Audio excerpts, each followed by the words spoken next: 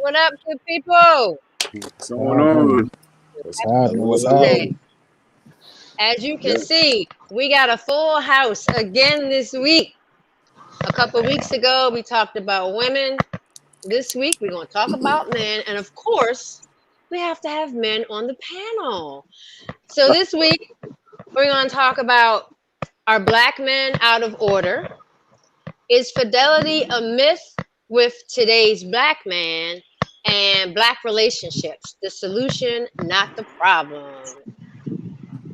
So, go around and everybody introduce themselves. We're gonna start with we'll start with Kyle. Hey, what's up? Kyle back again. I'm not going to belabor any points. Let's get everybody's introductions going first. All right, we got Jermaine. Hey, how y'all doing? You know what I'm here for. We got Cirillo. How's it going, good people? Good people. Good to see y'all.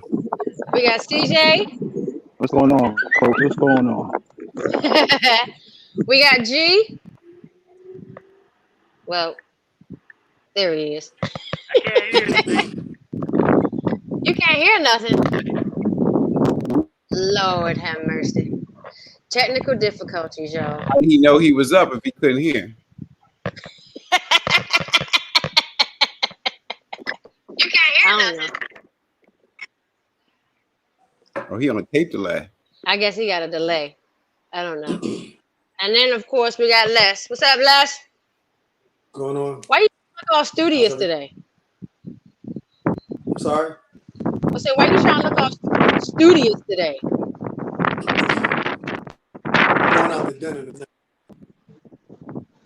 Say that again. Came to kick ass today. I'm going to get something to eat. I'm going out to dinner in a minute. Oh, okay.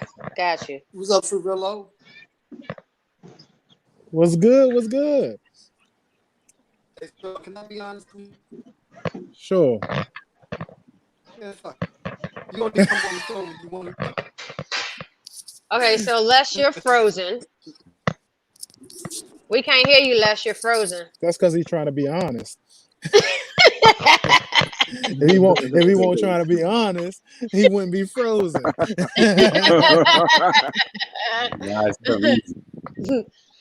right, so let's get this. And G disappeared. All right, so let's get this party started, y'all. So I want to know, are black men out of order? Define out of order. Right, here we go. That's right. Bang, bang. Bang, bang. Let's shoot. As far, well, just, I mean, in general and in relationships, are black men out of order? Why does it seem that black relationships don't last? So we talked about the women a couple weeks ago, so I want to know now, are black men out of order? And Chef Todd said, define out of order. I just did, man. Right. What's up? What's up, Todd? I mean, as far as, you know, the way that they talk to women, the way that they treat women. I just want to know. I'll start. I think you got to look at it generationally and where you are right now. So if we're going to define 30 and under, I think they would be more out of order than 30 and up. And it's, I don't want to say, I guess I will say they're a lot more sensitive than we are, than our generations were. And that sensitivity, I think, makes them act a little bit more irrationally. So that with social media, you know, a spat is turning into, you know, or saying something to somebody over social media can turn into a death wish. And the disrespect is like, you know, I'll say something about Cirillo, and it's like I, you know, tried to attempt to hurt somebody in his family, because that's the retaliation that I'm going to get for having just said something about him. So I would say the younger generation is a lot more out of order than if I take the break point at 30. I would say 30 and under, a lot more out of order than 30 and above. The rest of the fellas agree with that? I was still trying to figure out what the order is that we're out of. I think, I think the generation gap definitely plays a part, but it also depends on who the hell you in a relationship with. You know what I mean? You got some guys, they women just submissive. They just deal whatever the fuck they want to deal with. So if you got a woman that's been putting up with stuff for a whole bunch of years, and all of a sudden somebody change her mind, then he gonna get out of order, because he gonna be like, why the fuck you different now?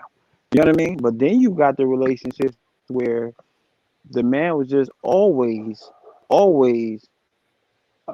catering to his woman, and then he realized she don't appreciate that shit. Then he gonna start looking at her sideways now. You know, like, you know, when am I gonna start getting reciprocated that type of love I've been giving you? But then you got the niggas like me, okay? I've been with my woman. We about to celebrate 20 years, right? Nice. But she don't take no bullshit. She keep me in check. I keep her in check. Yes, she does. And I can when attest to that. and when we argue. But at the same time, everything we've done, we prosper in. So we know we're a good union.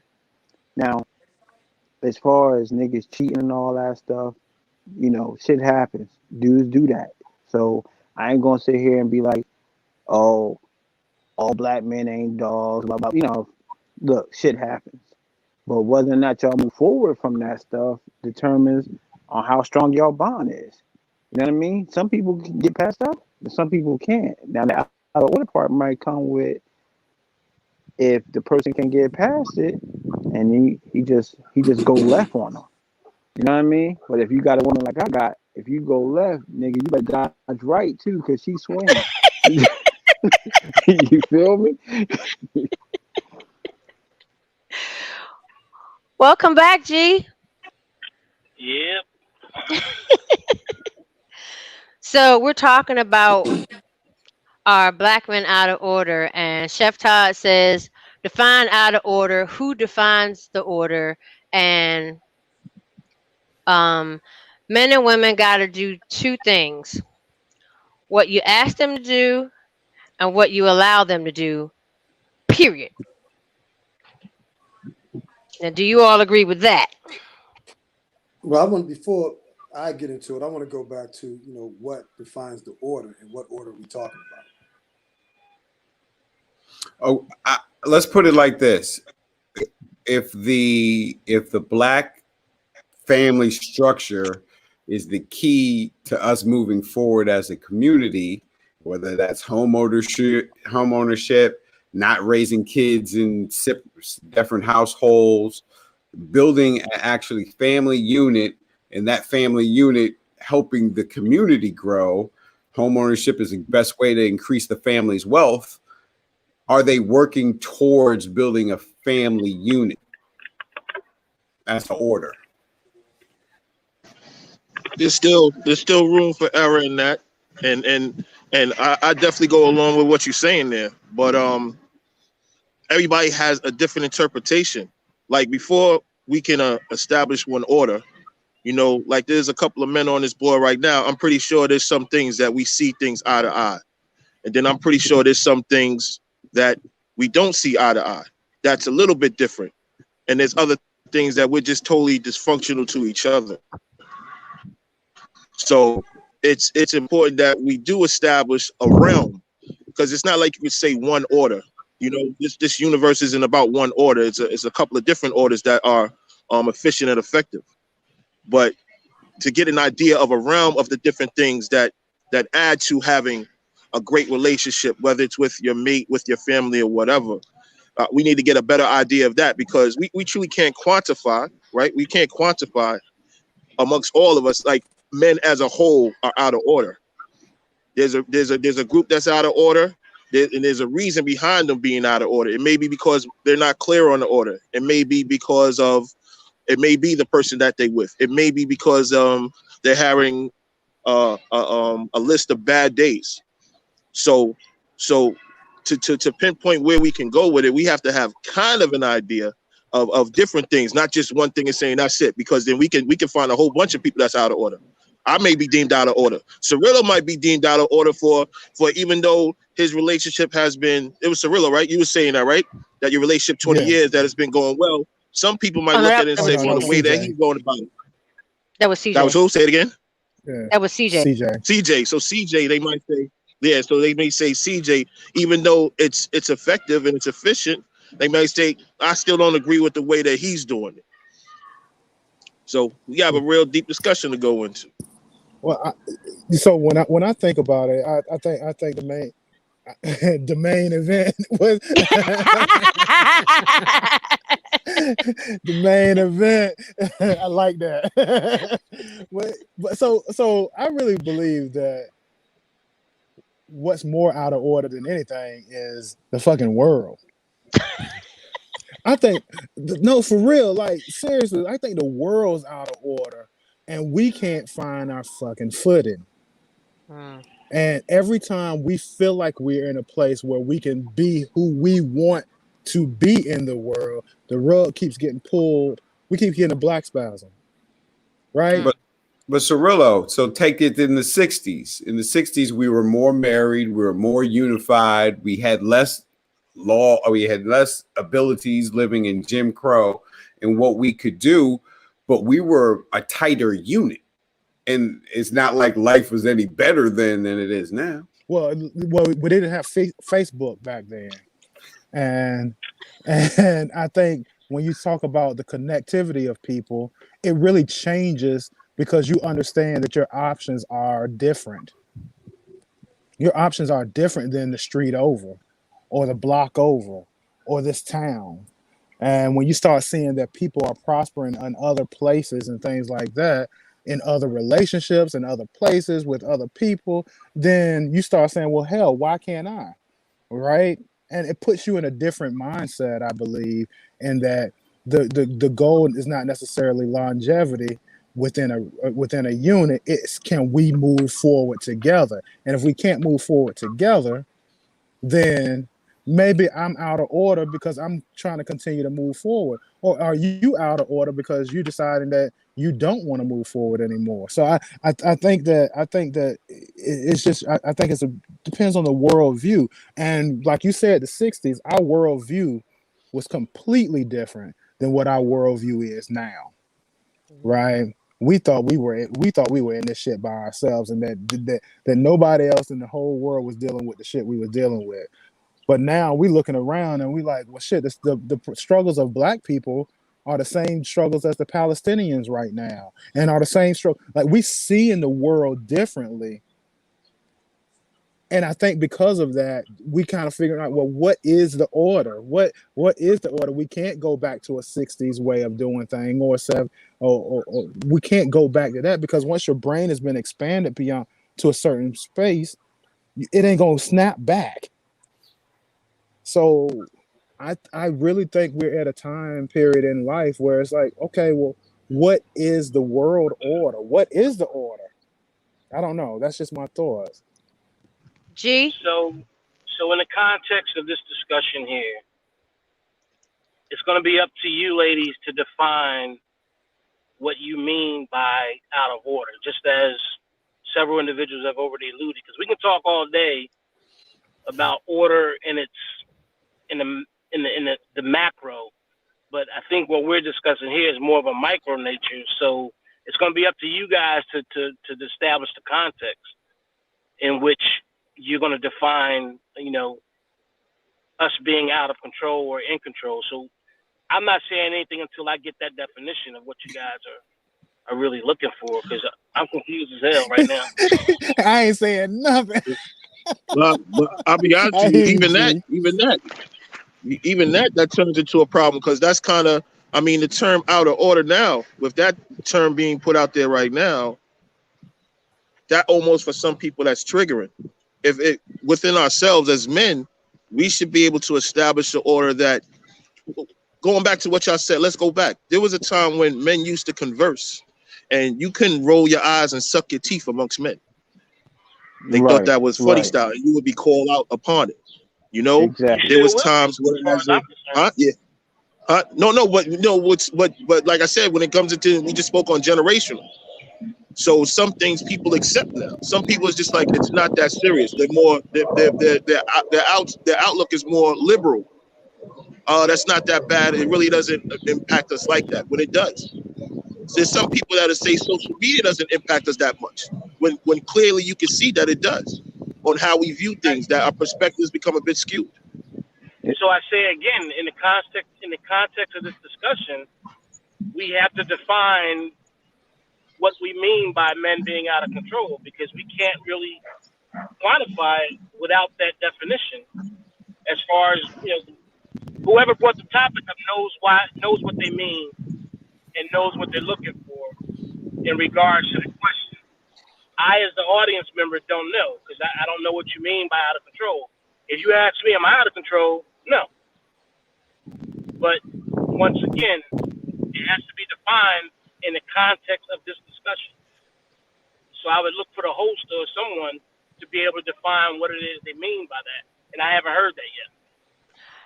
As far you get cut out, I was talking about as far as in relationships. Why does it seem that in the black relationships don't seem to last? Okay, well, in that context, a lot of times it doesn't last because people fail to get to know each other. People fail to ask the hard questions. A lot of people are sending their representatives into these relationships instead of being themselves and being real, because a lot of people can't handle the truth. Right. You definitely gotta reveal who you are and establish that ground rule from the beginning. This is how I am. You either accept me or you don't. If you do accept me, I don't want to hear later on this shit is not right. You know what I mean? You gotta, if you going to accept me now and you put in all the time and work into the relationship, and you notice that I'm not changing, and then you trying to make me change into something I'm not, then shit, you out of order. You know what I mean? Because I need to, you like me for me. It ain't that, I'm not going to turn into this person that you like, that I wasn't when we first met. Now, if you tell me, if you encouraging me to become a better person, and the stuff that I'm doing, my characteristics, you're just not liking the way I move, then I'm not out of order. You just didn't get to know me. So I definitely feel you on that part. You know what I mean? I mean, a lot of people fail to establish boundaries. People are only going to do what you allow them to do. So if you don't establish those boundaries, how can you hold that person at fault for crossing the line when the line wasn't clearly defined? So once again, for me, I think people in general may be out of control in a sense that we've gotten away from, one, loving ourselves, appreciating ourselves, and recognizing our worth. And that's on both sides, men and female. So, for me, do I feel men are out of control? I think it's a two-way street. People are only going to do what you allow them to do. So if you allow a man to go, go 50 million miles an hour, and you only want to go 20, if you haven't articulated that, then shame on you. Right. So are we out of control? In some ways, yes. But then again, why are we out of control? Are we out of control because now you're trying to make us be something we're not? You know what I mean? What were you gonna say, Elena? Yeah, from just to kind of speak to what G mentioned, this isn't necessarily my topic, but the question: are Black men out of order, I think, is an answer or a counterpart to a previous discussion we had around the idea, are Black women out of order? And that all sprang from comments that Jan Van Zant made that were centered around the way Black women are showing up in the world, the way that they are being, the way that they are showing up in relationships, and the way that they are relating with the Black man. I think that, this conversation about, well, what is the order and who defines it? It's a great one. But I think, all of us, we have our values and our systems of belief. And at some point, there's a great intersection between all of them. Maybe save as long as your systems of belief are not rooted in like a Luciferian kind of belief system. But whether you have a faith or a practicing faith, just what you value in life, I think that there's some things that we all value. We all want to be respected. We all want to be treated well. There are things that most of us could agree on in coming up with the order. I think when you look at most major religions in the world, you look at their belief statements, there's a lot of consistency, because some things are kind of universal, so if you're a Christian, you can start with the 10 commandments. If you're Jewish, you can go with the 613 commandments that follow, you could go with the 42 laws of Ma'at, or, honestly, you could start with supreme mathematics. I think there's some basic things that we can come to as it relates to defining whether or not we're out of order. And I think the other thing that can help us maybe consider, are we out of order, is where are we? If everybody's in order, then everything should be good, right? Like we shouldn't have a problem if everybody is operating on 10, all cylinders are a go, then everybody's in order, but can we say that? Not for you as an individual, because that conversation becomes really sticky, right? Everybody has a feeling about where they fall in the conversation. But as a people, where are we falling? Are we out of order? Are we missing the mark? Is there room for improvement and growth? Are there some things that we can do to realign ourselves so that we, both men and women, start to live out our higher purpose and show up as our best selves? I think that's it. That's all. Like, I don't know that it requires like a wrestling over what's the order. I think probably on the Black Spasms, in a Black Spasms conversation, we can probably all agree that we're not talking about a white man's definition of what order is, right? But for ourselves, if we begin to define that, what is it that we want to see? And then how far are we from that? Or what is it going to take for us to get there? Those are just my initial thoughts. Well, can I just say, I really appreciate that word, Luciferian. That's dope. That's why she's a vocabularyologist. Look, I have never heard that word before, but I will use it from here on out. Luciferian. Like, that's a dope word. That's one of my favorite Jay-Z songs, Lucifer. Like, that. I'm digging that. Yeah, you've been quite Luciferian to me right now. I think Alonzo made some great points, and I think we brought up some things 2 weeks ago in women that we didn't like seeing, whether it was the twerking on the table at the restaurant, or maybe some of, I don't know, I forgot some of the points that we brought out, but I guess maybe we could talk about, as men, what we don't like seeing in other men, whether that is their underwear because their pants are so far down, or a thuggish type of attitude where, you look like you're trying to attack everybody that's coming at you, or, whatever it is each individual feels that, we could alter in Black men, and that doesn't show the best of us. So Chef Todd says people change, statuses change, time change. How quickly or lack thereof that you adapt will determine an order. Some need to slow down, others need to catch up, but one is only responsible for what they say, not for what you understand. That's a good point. That was well put. Who was that, Chef? Chef Todd. Chef, you cooking up some knowledge right there, my dude. That was a good point. This is a rather difficult for me because I think it requires you to kind of be in a position of judgment, and Why you say judgment? well, because to recognize whether or not another black man is in order or out of order, I have to basically say, okay, based off of what I think is the right thing to do as a man, that person's not doing it, You and so what?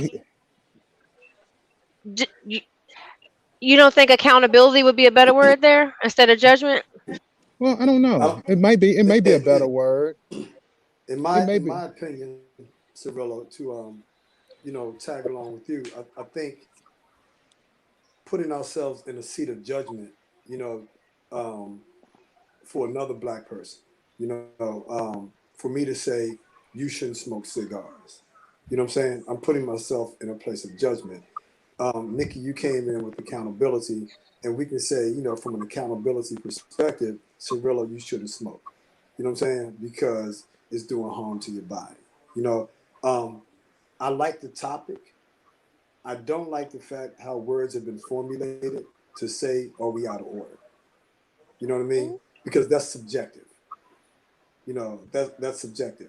Um, if you were to ask me based on standards that have been given to me, I would say, yeah, a lot of us are out of order, even myself.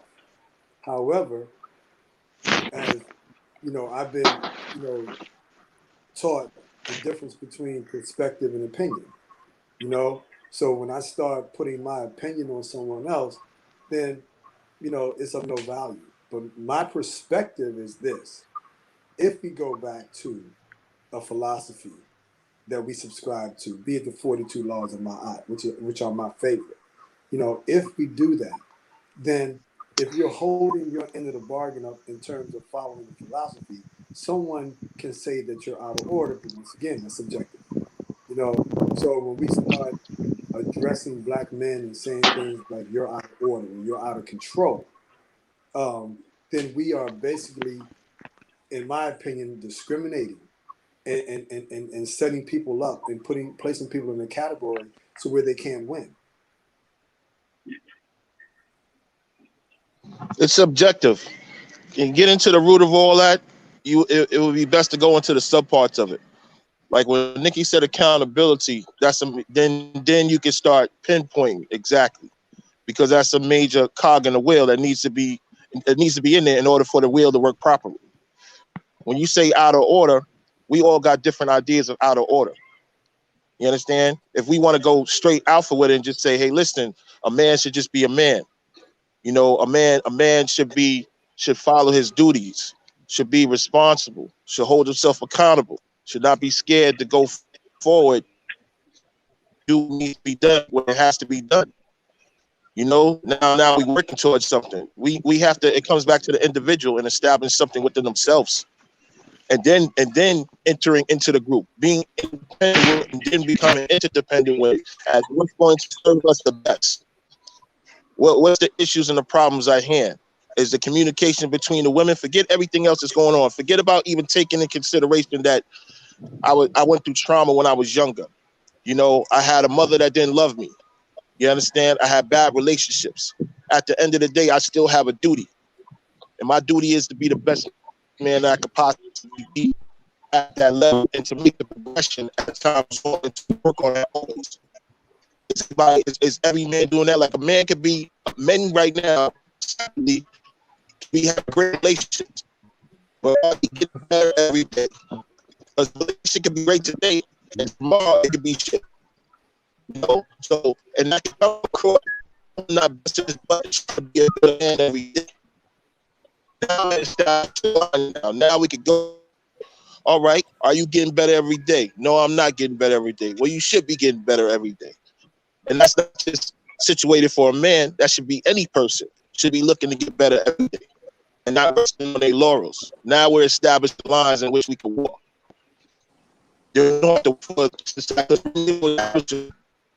the people to establish. Dropped off. Yeah. I think he makes a good point. But what he said, something he said though, that really resonated with me. I don't know if you all heard that as well. What he was just talking about. He basically talked about the wheel or the cog. Are you playing your part? Of this? It's almost like there is no part to play other than your part, and everybody can't be the same part to a community, right? And so you have, and let's just call it, let's say in battle, you have different responsibilities, roles, and different things that people, different parts that people play. You have some people the frontline men, you got some people the strategists, you got, and I think those different personality types also require different things in relationships, intimately too.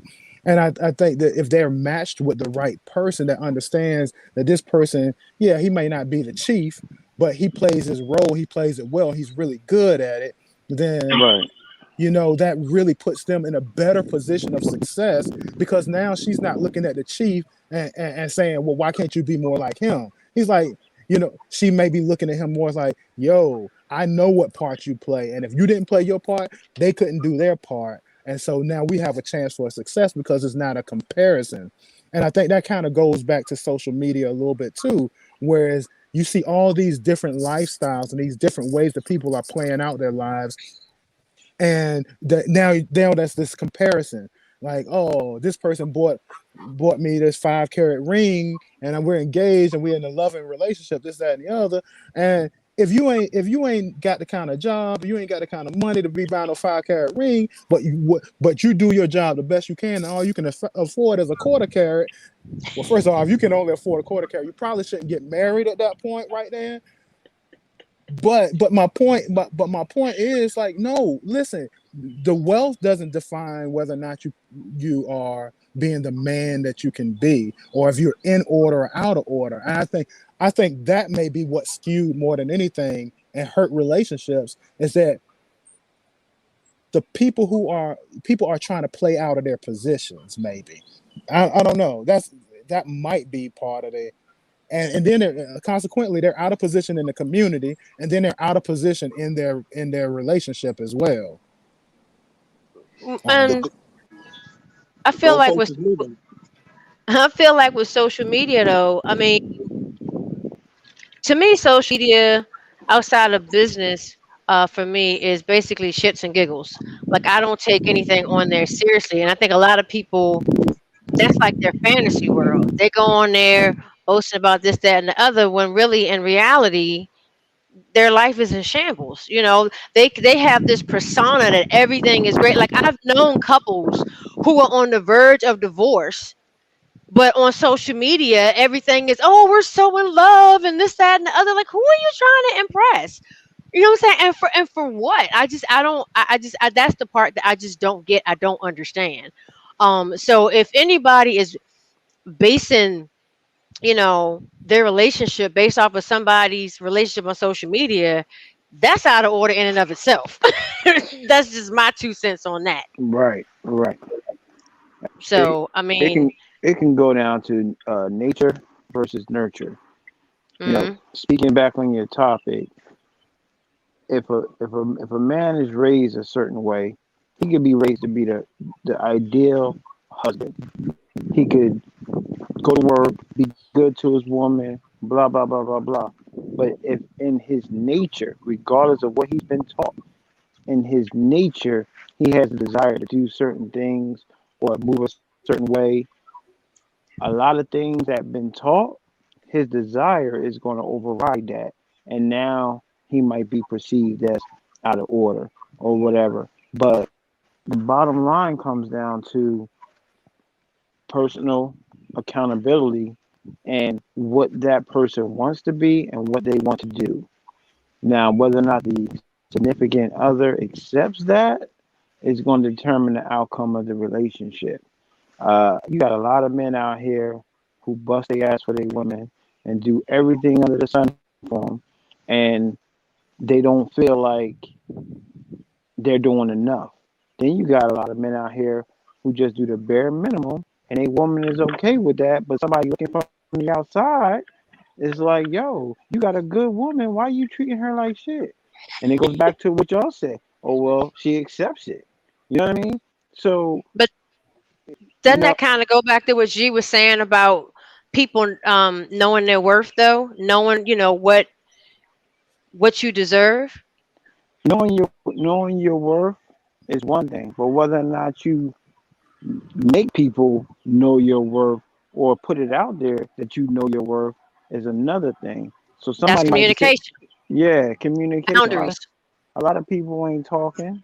A lot of people just accepting, and people get into a comfort level and go into cruise control with their relationship.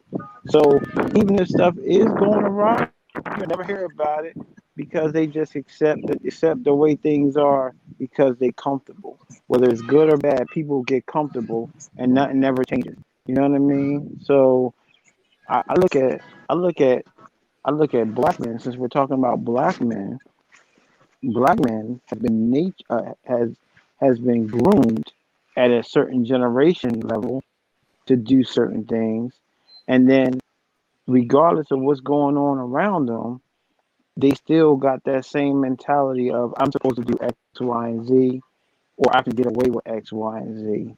So if you got a woman out there who feel like her man is out of pocket or out of hand and she ain't doing nothing about it, then that falls back on her for not stepping up.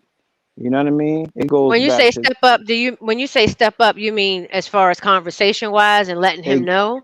all the way around. Step up as Okay. far as telling him what she demands because you got to demand stuff from a person and show them there's consequence if you don't do this. And if they don't see that there's any real consequence, and that goes with anything. If a person feel like there's no consequence, they just keep doing it. If there's no repercussions for anything that they do, they're gonna keep doing it regardless. And the black mentality has always been that as such. If I can get away with this, I'm gonna try it. And if they do get away with it, they're gonna keep trying it until they get caught. You see what I'm saying? So, man, you got a lot of women out there who just that do demand a certain man and will require a man to be a certain way. And then you got those ones who want it but don't say nothing. So, what do? You just keep letting it be out of hand? Well, that's important. To that point you just said right there, right? And this is why we have to get out of the realm of being subjective, because that's what it is. We have to be objective. Though that woman is accepting of how that man is treating her, that doesn't exonerate him from being out of order. Yes. True. Right? So True. this is why we establish exactly what it is as it is being a man. And I'm gonna go back, and this is why CJ set the tone when he spoke about his relationship. Right? Let's just use that. I'm gonna deem that. I'm gonna say he's being alpha, right? But then everybody is not alpha. And it's not bad if you're not alpha. You understand? Because if your part is to be another way, everybody can't be a leader. Everybody can't be a boss. We need workers and all that. We need people to work and do every different things. And it does not, what we have to get away, which is the big thing now, is that because you're not quote unquote a boss or a leader, you now don't really have any value in society. We need to stop that, right? We need to dead that automatically, because what happens is that now you have people on social media that is begging for you to act out of character, to act like you're a boss and a leader, and that's not you. Right. You should be good with being a person that works at Home Depot and packs bags or whatever. And when I say good, meaning as in you shouldn't feel any type of way if that's what you can only get for this time being. The only way you should feel like that you're not being a man if you're settling and being complacent in that place and not trying to build up, not trying to build your mind, not trying to build your financial status, anything along those lines. Because though your woman may be good with it, you understand, it doesn't mean that she would not like better. And even before that, within yourself as a person, as an individual, you should feel that, once again, that you want to be the best person that you could possibly be. And that's not about going out every day, washing up, going out, putting in your 8 or 9 hours, coming home, talk with your wife, repeat the cycle. It should be, I'm inputting something. I'm checking on investing. I'm checking on real estate. I got to make sure that my family is taken care of in case something happens to me. Something, those lines, because now that's something that now we're taking the lines and we're establishing them. because I'm pretty sure every man on this board wants to make sure that whoever his significant other is, if they plan on going long term or they married, they want to make sure that they're taken care of. They want to make Investing and sure, leaving a legacy. right. They want to make sure their children are taken care of. They want to make sure that everything that they know, that their children know, and everything that they missed, they make sure their children don't miss. So Well, now you that's can a start. perfect Yeah, segue. Yeah, that's go a ahead. Go perfect ahead. segue. I got sons, right? I got four sons, right? And my two oldest are like night and day. And a lot of it comes from the opportunities that was presented to them and the choices that they made. So I can teach them all the same thing, but some of them just don't get it. You see what I'm saying? Some people aren't just receptive to doing things, quote unquote, the right way. A lot of them are just, okay, I hear you, I listen to what you're saying, but I don't like the way this feel. I'm going to try it my way. So a lot of people, you just got to let them learn the hard way and see the outcome. But then you got some men who are just open to understanding and open to listening. And if they are open to listen, it's those relationships with them women that's going to prosper. But the other relationships where the guy is just set in his ways, they're not, they're not going to prosper. And then and again, that goes back to what our definition of prosper is. They might be thinking they're good with what you said, working at Home Depot, or having a mediocre job or doing mediocre things. For them, they might be content and happy with that. But then you got others who want more. So it comes down to the individual. You know what I mean? You can teach a lot of people a lot of stuff, but if they ain't receptive to it and they want to do things their way, whatever's going to make them happy, I believe is honestly the right way to look at that person. Are you happy at what you're doing? Are you happy where you are? It might be seeming complacent to others, but if that individual is content with where they are, who are we to say that they're not? Or who are we to say that is wrong? But CJ, if you take your example, so you said like some people or some women will let you get away with it, so the man is going to, kind of take advantage because he's being allowed to. So, but let's say you go to the doctor with your significant other and they say, look, your arteries are clogged. If you don't start eating better, you're going to have a heart attack, a stroke, or you're going to be liable for a serious health condition. Now, when you're with your woman who heard this with you, you eat right and everything. But then when you go out in the world, that's being a man to hold that same position and eat right. And so you could be here for her or your kids or whomever. It's not getting away with it when you get out of her sight. So the being a man part is, saying, look, I got this news. I've been doing things all, one way, 49 years, 48 years. And now I got to make a left turn.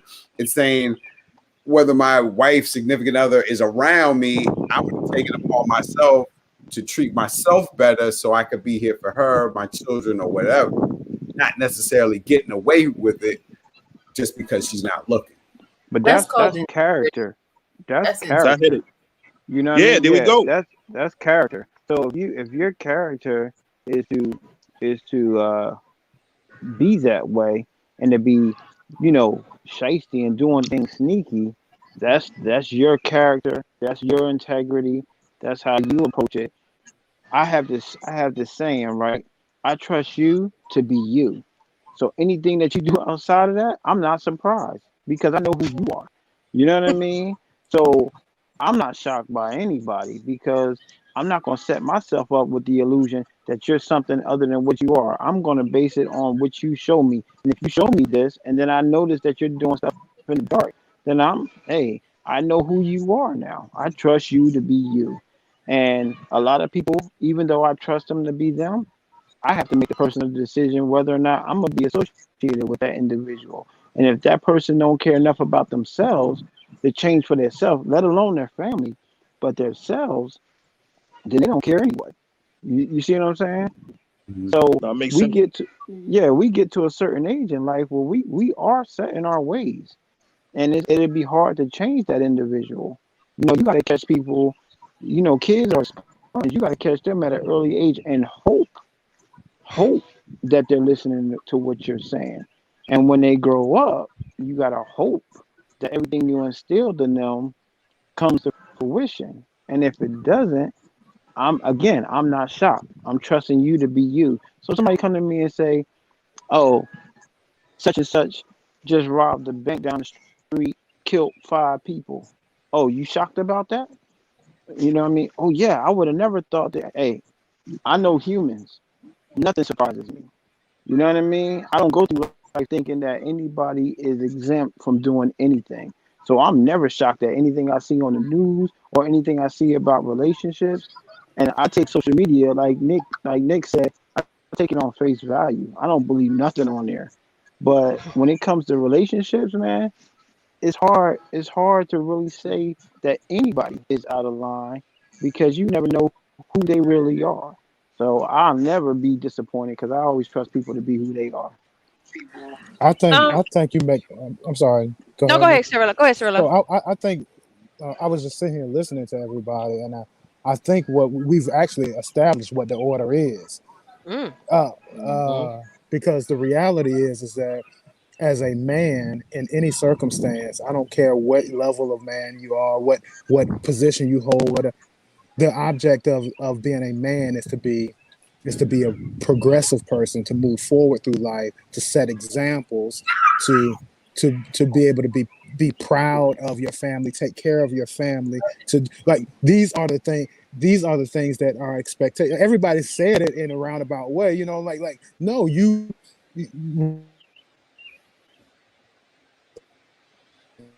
Dang, Got he it. froze. Look at the face he made when I he know he Yeah, froze. like. he was Mm. going in. I'm I'm, loving it though. I'm, I'm loving it. I'm Hi, back. I'm thank back. So, you. so, so, right. So, responsibility is the number one piece of order. So, if you're being irresponsible, then yeah, you are out of order. And it's really easy to see now when somebody's being irresponsible, right? Yeah, It don't matter if the person has his pants hanging down. It doesn't matter. It doesn't matter what they look like. If that person ain't watching their kid that's about to run into the damn street, that's an irresponsible motherfucker. And you like right. you're not the man that you need to be. And it's not judgment. It's like, yo, you're irresponsible with a treasure you have there. It, Mhm. if it's about the lady and they let and somebody come in and rob a joint and they hide behind a woman, you being You irresponsible, you right? being a bitch. Right?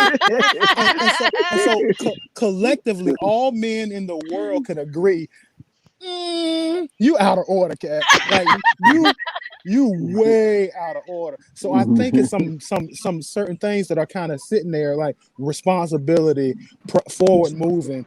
You taking care to expose yourself and your family to the greater things that are outside of what you are used to. Like these are all Hmm. things that kind of like part of the theme of being in order or out of order. If you take your child to a museum because you love art and you're exposing your child to something new, then yeah, that are you being in order? In that moment, you are fucking in order, right? But Yeah. if you sitting in the house, you smoking weed, and which I ain't got no problem with it. But if you smoking weed, but your kid is sitting right there next to you trying to do their homework, eh, you out of order, man. You You out of order. You know what I'm saying?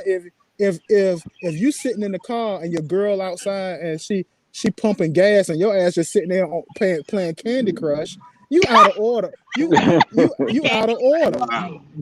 right? Add to that. Let me add to that, or for what you just said, right? And going a little bit, because there's the flip side of it, right? So, because there was a mention of being happy, right? And being happy is about the individual. Harmony is about the people around you. So, right. though you may be happy, you're supposed to also establish harmony amongst your group of people, right? The second thing, the liberal Absolutely. the liberalness that has come and has infected us, right? Going forward, we have to, the flip side of it is besides the person, because you made a good point. You made a point about if a person is good with who they are, who we are, who are we to challenge that? No, who are we to speak on it or whatever? But we need to, because we are, in the sense of the word Ubuntu, I am because we are. So if that man is looked upon as being out of order, we all get grouped as being out of order. There is no separation and stuff like that. You're looked upon just like that. And we have to hold people accountable for that. We're not if you want to be good in where you're at, if you want to sit there, that's cool. There's repercussions that come along with that. But in the progression of the whole thing, going back in the days, you saw progression with men. You saw men that worked at factories for 40, 50 years, coming in every day, busting their butt. But that was who they was, right? There wasn't too much progression. There wasn't too much school. Whatever was at their disposal, they used. But they made sure their children, right? They made sure their seeds were going to do better than them. That they was not going to sit on their laurels and be accepting of things. We're in a place, and whereas it almost seems from a mental standpoint, we're regressing, where we're being accepting of behavior that is not of us. That does not serve us. It does not benefit us. And if it does not benefit us, it doesn't benefit the one, it doesn't benefit the whole. Now, when we talking about order, right? Now we can start even pinpointing more about what's out of order. Going back to the words you said, the accountability, there's responsibility, there's duty. What happened to, am I my brother's keeper? Yes, I am. Because it's my job to make sure that what he doesn't know, I pass that info on to him. If I was raising children before him and he's having his first child, here's some tidbits for you that worked for me and stuff like that. This is how I got through the terrible twos. This is how I dealt with showing my child how to use the bathroom. You understand? All these different things. When we're sitting in a place, whereas in that we can't speak to each other and share things because people's like, well, that's my child. And this is my opinion. And this now you cutting off the lines. Now everybody is truly an individual. Though we keep screaming unity, unity, unity, and interdependency, we are living independent lives. That's dependent only on what we know. And there's no way we can progress and we can come out of the realm where we're having a discussion about are men out of order. Well, it reminds me of when we talked about women and how we talked about if you see, and I use the example when I was going to church, if the elders saw, the younger ones acting out of pocket, they would pull them to the side and talk to them. And it just seems like you were saying, Jermaine, that's not happening on the women's side or on the men's side. It's like if you got a friend and she's doing this, or you got a friend and he's doing that, and he's out of pocket, like, do you pull him aside and talk to him like, hey man, what you're doing is not right? It just seems like we don't have that village anymore. Like you were saying, everybody is for self. We're not seeing it. It's not on display. Right? It's not on display. With my people, I'm that person. When my people have problems with their children and stuff like that, like I worked in mentorship, I worked along with children, I worked in early child care and stuff like that. That's my background. So I speak to them when there's differences between children out here, out in my area, in my neighborhood, in my place. I step in and I mediate. I tell people that my friend said to me the other day, he got on the elevator, and this is real talk. He got on the elevator, and there was a young girl getting on the elevator, a young I think it was a Spanish girl or whatever case be. She was real young or whatever. And he got off the elevator for the fear that people would think that if she turned around and said something funny about him, you understand, that they would take it as the truth, and that he didn't want none of that smoke. Wow. And they asked me, Jermaine, would you? I said, man, why are you asking me a question like that? Of course I get on the elevator because I know who I am and I stand on that. Even when I speak to children, the first thing when I speak to children, where are your parents? Your parents out here?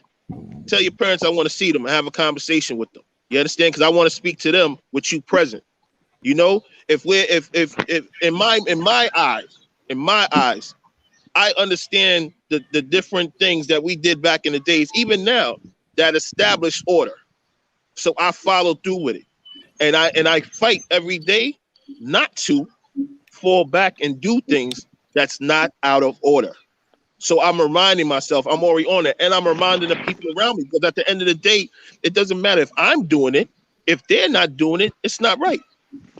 If my peoples is married, right, and my peoples is married, and you have ones that just have girlfriends and stuff like that, or they're single, we can all go hang out or whatever the case may be. You would think. Some people say, nah, well, because they're married, I really don't want to hang out with them. Or some people that's married to say, nah, I really don't want to hang out with my single friends or whatever. Why is that?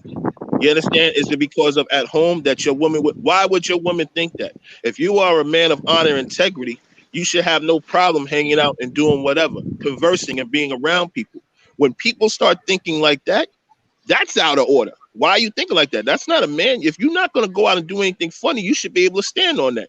And the woman that's with you should understand that you are a man of integrity and honor, that you will not do that. So if that's not the case, then why are you with that person?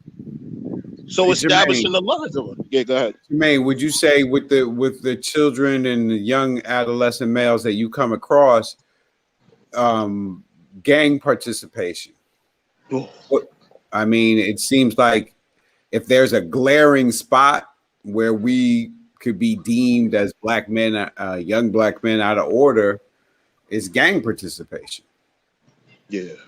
So I think it's apparent. It's apparent in our music that, with hip hop, they had a I forgot, but they were talking about Black Rob and spending time in jail, but they went through Bad Boy. How many people in Bad Boy went to jail? How many people in Death Row had spent time in jail? So all these different groups have had, Rough Riders. They've all had members in jail, and how we view jail in our community. Like, some of these kids in this life look at it as a rite of passage. You come out hard. Oh, you spend a little time away, so you have some credibility now in the streets. And our mentality about that street life is just warped. Something changed, right? No. Something changed for that to be that. Yeah, Right. but listen. I'm gonna be real transparent with y'all, right? Because I fear no judgment or what people think of me. So I got a son who possibly facing life right now in jail for murder, right? Motherfuckers didn't know that about me or what I was dealing with, right? And this goes back to what you were saying about speaking to somebody else's child and talking to them and possibly stepping in. If you have the ability, you have the responsibility. You know what I mean? I'm 100% on board with that. But our reality is not enough of us think like that. Had somebody stepped in with my son, he probably wouldn't have been in the situation he was in, because he was in front of a group of people when he did what he did. You see what I'm saying? So I definitely understand that side of it, but I also understand the reality, the fear factor of people getting involved with other people's business. You see what I'm saying? So they feel like, oh, if I would have stepped in, he probably would have turned a gun on me and shot me. You see what I'm saying? So even though the thought process of encouraging somebody to do the right thing is there, you gotta look at the reality of the situation. And the reality is, should I intervene in every situation or any situation because X, Y, Z might happen to me just by trying to do the right thing? You know how many people dead because they tried to do the right thing? Now, it may have been worth it to them at the moment, but now their families, it's a ripple effect, because now their families lost a loved one because somebody else did the right thing. So the reality is, even though that's a good mindset to approach things, and I'm the same way. If I can, I will, but I have to think before I act and step in or say something to somebody. But I just wish somebody would have did that for my son. And if we all collectively thought like that, then the world would be different. And I know it takes one person to initiate the change and I hope that it catches on. But our reality is instill so much fear in us that we don't. You know what I mean? That's just the fact of the matter. As much as we want to do the right thing, we have to think about doing the right thing. What will that ripple effect be? To that point, But first of all, to your point. Hmm. Oh no, go ahead. Go ahead. First of all, I was going to say I'm sorry that your son is in that situation, and to that point, I think that I would rather have a disagreement with any of the four of you, even if it got to violence in a spot, than one of these young boys, because I think they have no respect for life. I think that they are very quick to end someone's life over a disagreement. And I don't think that we think like that. I don't think that's why I kind of said 30 and up, because I think, we have taken a punch and given a punch, and we know what that is. Now it's someone has to die. Yeah, exactly. And if you're dealing with someone at that age and it gets escalated like that, you have to really understand that they're thinking like that. They're thinking, you have to go. It's one of us, you or me, and I don't care about going to jail to do it. I mean, I think that it's important for us to be a part of our own communities. As a youth pastor in Baltimore, it meant for me that I had to be seen, even though I didn't live in the community where my church was. I had to be seen there, and I had to build relationships with people. And I think when you build relationships with people, when you build cred with people, and they know that you have their best interests at heart, it's easier to speak to them in moments like that. But if you have no investment, if you haven't been present, yeah, it's gonna be difficult. But even if people haven't met you, sometimes just the fact that they've seen you, you have a presence among them. And then it's also knowing that you care. People can discern whether or not you care or not. I think those things really help. But the difficulty is not absolving older generation from dealing with the younger generation. I realize, I've been there. It's difficult. And to your point, CJ, you can get caught up trying to do the right thing, but their lives are at stake. And in some respects, they're out of order because we have been, or we haven't taught them, or we haven't held them accountable. We've allowed them to grow up in situations that aren't conducive to them blossoming and growing. And nobody else is going to rescue our children other than us. So, yeah. To the point. It's because now we building on something right here. Let me say to that, right? Is that I can't do at 50 what I used to do at 20 and 30, right? And that's going to be the same even outside in the public, in the street. So there is a boundary to what you can do and what you should do, right? I'm not going out there and trying to be Batman, right? At the end of the day, if it looks like it's really out, you understand? If it's out of place and I have no connection to those people. But I go to as far as I possibly can go. And really, that's usually further than most. And that's not to say the braggadocious. I'm saying is this, though, is that when we hold ourselves accountable and we're teaching those around us, especially the children under us, to be accountable, that's really their job. But if we haven't been on our job, they don't even know that they have a job. They don't know that their duty is to make it home. And their duty is to make sure that they hang out with people and they surround themselves with people that are on the same wavelength as them. This is not being taught.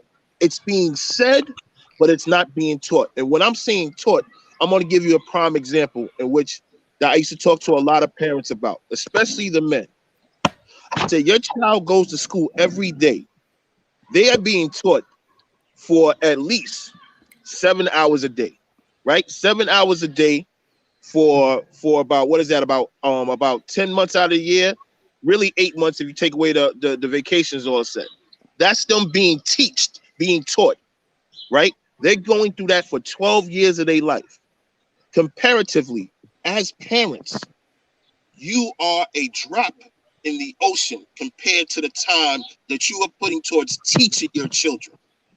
This is why when they want to switch and change things within our children's mind, they have the access, they have the time. And as a parent, as a man, you have to know this. You have to be mindful of this, because this is important when you're teaching your child.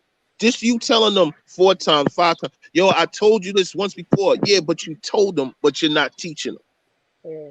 And that's a part of the accountability part. If everybody, but let's go back. A lot of us wasn't taught that way. We was taught through aggression. We was taught, you do this, I beat your ass, this is how you learn. You don't really learn. You get trained to stay away from doing that. And you know that if you do that, there's some repercussions that come along with it. We are in a space right now with our children where the elders are scared to talk to the children. We didn't go to sleep one day and wake up and it was like that. It took over a course of time for us to get to that point. So though we're having this conversation right now, 2021, this is a conversation that needed to be going on ever since the day that you brought somebody into this world, to make sure that you are in order and you staying on point. That is not indicative of the person that you are. It's just about what you know and you not know. But what you do know, you're supposed to make sure that child knows and understands that all the way to their best of ability. And what happened is that it wasn't you by yourself. We had people around that used to help. But when we start saying, oh, well, that's the individual, and nah, I'm not trying to be involved with that. And then the person like, well, that's my child. They don't need to listen to nobody else but him. We started saying, throwing our hands up to it. You know, that's on them. But at the end of the day, great power comes great responsibility. We forgot all that. And though we yearn for the old days, we don't yearn for it enough to say, you know what? I'm scratching everything. Let me go back to the essence and say, let me make sure that I'm touching all the bases, that I'm hitting all the points, that I'm checking all the boxes in my approach in life. And then now we'll start working with something.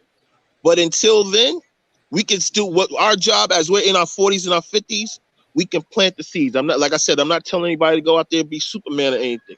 You can plant the seeds and do the things a little here and there, whatever the case may be, because that seed will grow into a tree one day. But we gotta plant. We gotta say when we're leaving off this board and we have our talk and we go into, especially because we gotta go into Fidelity. And Fidelity has to deal with accountability too. You can't be sitting next to a man and he's cheating or whatever the case be, and you say you are honest man, but this is your boy running around touching everything that's moving. You can't do that. What? I think he guess getting a phone call. Yeah. He got So- phone calls, man. man. Yeah, somebody just called. You heard me? Yeah. I'll put it down, man. But you get what I'm saying? So it still comes back to the responsibility, accountability, and duty, and the boundaries. What happens is that our boundaries have gotten so smaller that we're no longer in a big lawn anymore. Now we're sitting in a room with boundaries. And it's hard for us to break out of it because there's limitations that have to do with life-threatening things. Well, I think So we have to figure out how do we make it work. I think part of what you're I'm saying done. too. No, that was good. That was good stuff, man. I see that I hate to keep bringing this global, but I think you distill it down to the micro once you go macro, because the minority sets the narrative for the majority, right? And if the minority, whether it be our entertainment through music or movies or society as a whole, that dictates what's cool, what's flashy, what's trendy, what's the right way to operate in society, or what we think is the right way. The majority don't live like that. The majority of us, we go to work, we go to the grocery store, we do what we got to do, we carry our ass homes, right? But you would think if you turned on the news that I just finished robbing a grocery store I just went shopped at. And that's the narrative that keeps getting pushed down the throats of Black people, right? And so all these little minority narratives that exist, outshine the good stuff that's happening within our community. And so when we sit here talking about, our black men out of order, well, shit, if you focus on the minority, you will be like, yes, black men are out of order. If you looked at it as a whole, black men, no, probably not. And I think that what happens is that the ones who are just going about their business and happy, you don't hear about their relationships, right? Because they're happy. They're in their relationship. They're not talking about it. What you hear about is the one or two at the cigar lounge, just like, man, fuck that bitch. Right.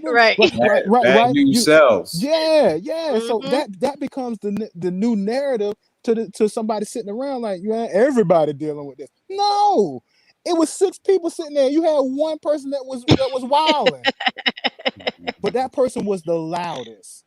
They had the most concise story, and everybody else is sitting like minding their business because they're like, man, shit, I'm good. I don't know what he's talking about. I'm good. And I think that until we start telling the story of the ones of us who are good, the ones of us who are doing things that are phenomenal, the ones of us that can really be shown as examples to what black manhood is really supposed to be, I think we're going to struggle, because if we're listening to our music, that's the minority. That's not everybody. Ain't feeling that way. Everybody's not treating their woman that way. Everybody's not dipping out on a significant other. Everybody's not doing that.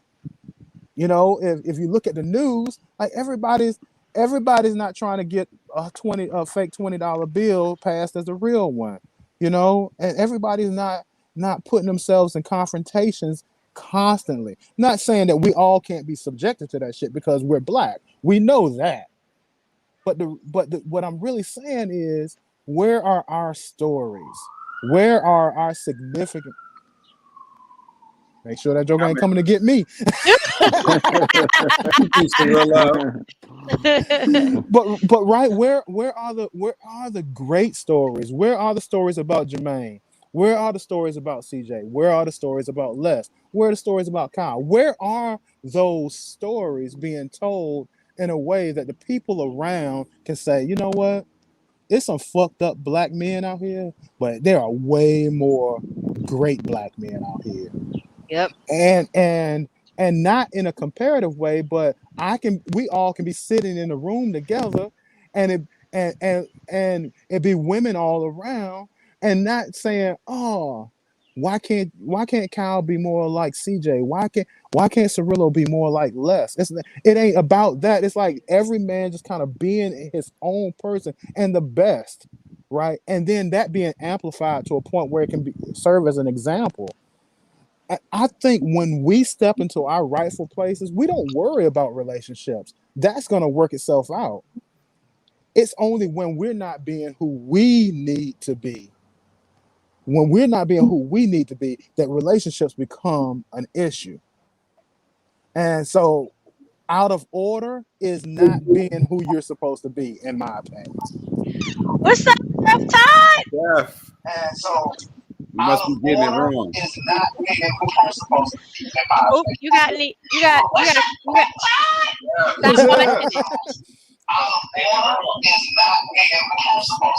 Chef, turn it off for Facebook. There you go. There you go. Yeah, you can't watch it and be on. We'll get that echo. Yeah, like the old school request line. When you go, you call up, ask for a song. They be like, before you go any further, turn your radio down. So what you got to say? Well, go ahead, Elaine. I'm sorry. I was just going to say, Cirillo, I think that's a great point. And, having a conversation like this is, talking about people in broad strokes, but that's not everybody, right? Everybody's not out of order. Everybody's not the sad or, the sad story or the but I do think that there is something to be said when 50% of black can't hear.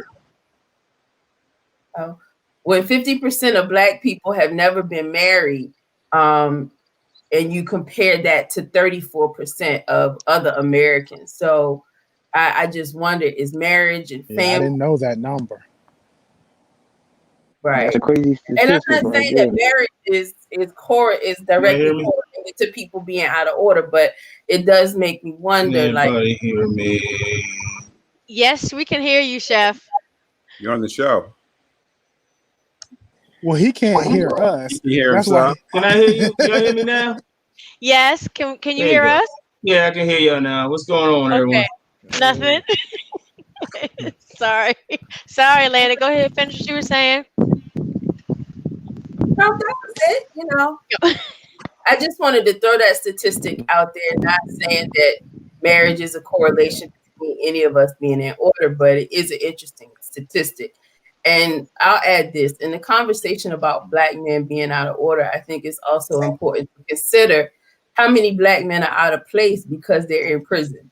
Not, not necessarily because they should be, right? We recognize that there are a lot of forces and reasons that put us in the places that we can be in, but it's difficult to be in order if you're not even in place. Mm, But to that that was deep. point, you don't necessarily have to be in prison not to be with the mother. And then if the male figure is not with the mother, I mean, personally, I know the influence that I have on my oldest child is not anywhere near where it should be, because even when he's with me, I feel like things get undone. So I can't, Right. I can't necessarily put my stamp on him without him here. So if I'm not with my male child, then I don't have the type of influence over him that I should.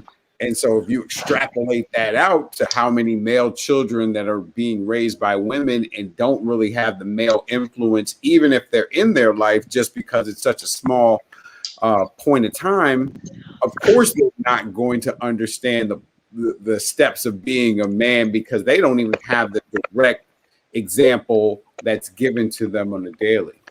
And then when they're not with you, everything that you have instilled in them is getting undone when they're with the other parent. So a lot of that plays a part too. So that dynamic of the nucleus being in unison together plays a huge role, because what I'm teaching you and what your mother might be teaching you could be totally different. And now they left up to their own devices to decide which one they want to take the advice from. One is definitely going to have more of an influence on them than the other when they're not in the home unit. You see what I'm saying? So the one they spend the most time with definitely plays a part. And I'm not saying that, because they're with the mom, their mom is teaching them wrong. It's just that you can't remove that male nucleus and still expect them to act in the same who's trying to teach them stuff, because it's not being sustained on a daily basis.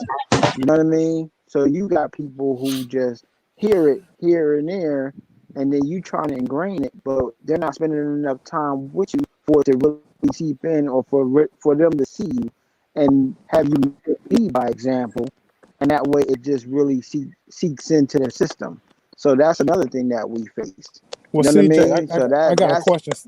CJ, do you think it's part of our problems is that we're irresponsible in the decisions that we make as men, Black men, with who we decide to have children with? Mm. definitely. I think So I maybe think being Good I question. think definitely Good being question. Great yeah, question. I think being young and not having discernment to choose the correct individual to even bring life into this world with plays a huge part on that child's outcome in life, because you were too young to even be able to have too young to foresight. be in order. Too young to be in order. Exactly. Too young to be in order. We were out of order, making out of order decisions, and the result of that was an out of order child. Or You know what I kids. mean? So yeah, Yeah. that right there plays a huge part. I have a question. For the men.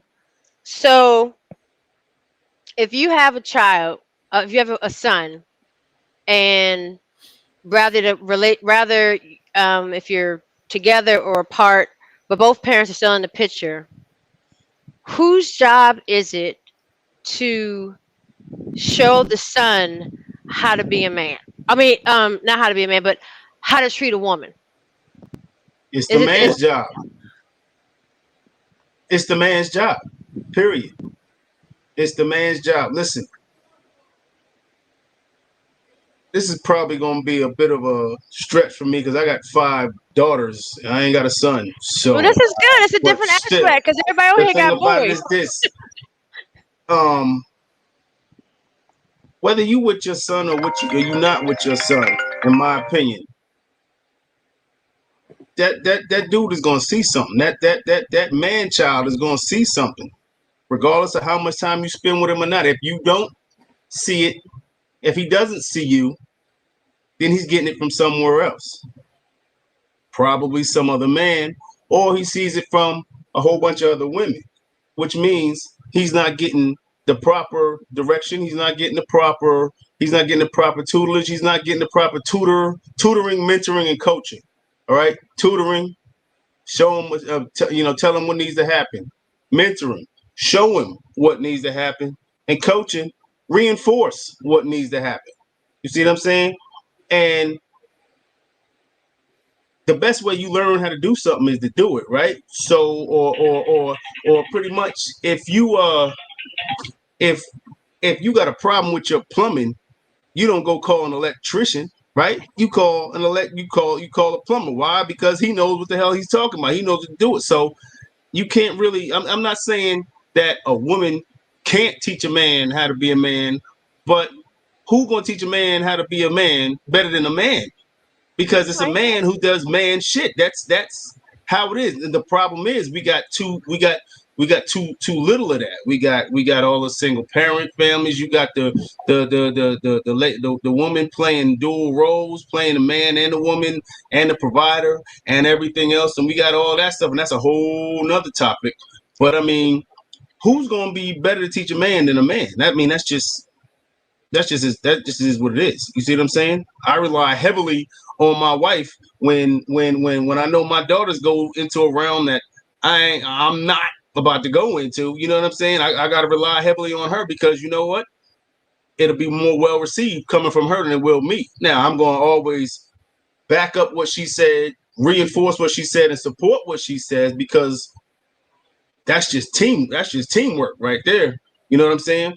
But if there's some stuff my daughter need to learn that me as a man don't know because I'm not a woman, I got to rely on the resident expert, so to speak.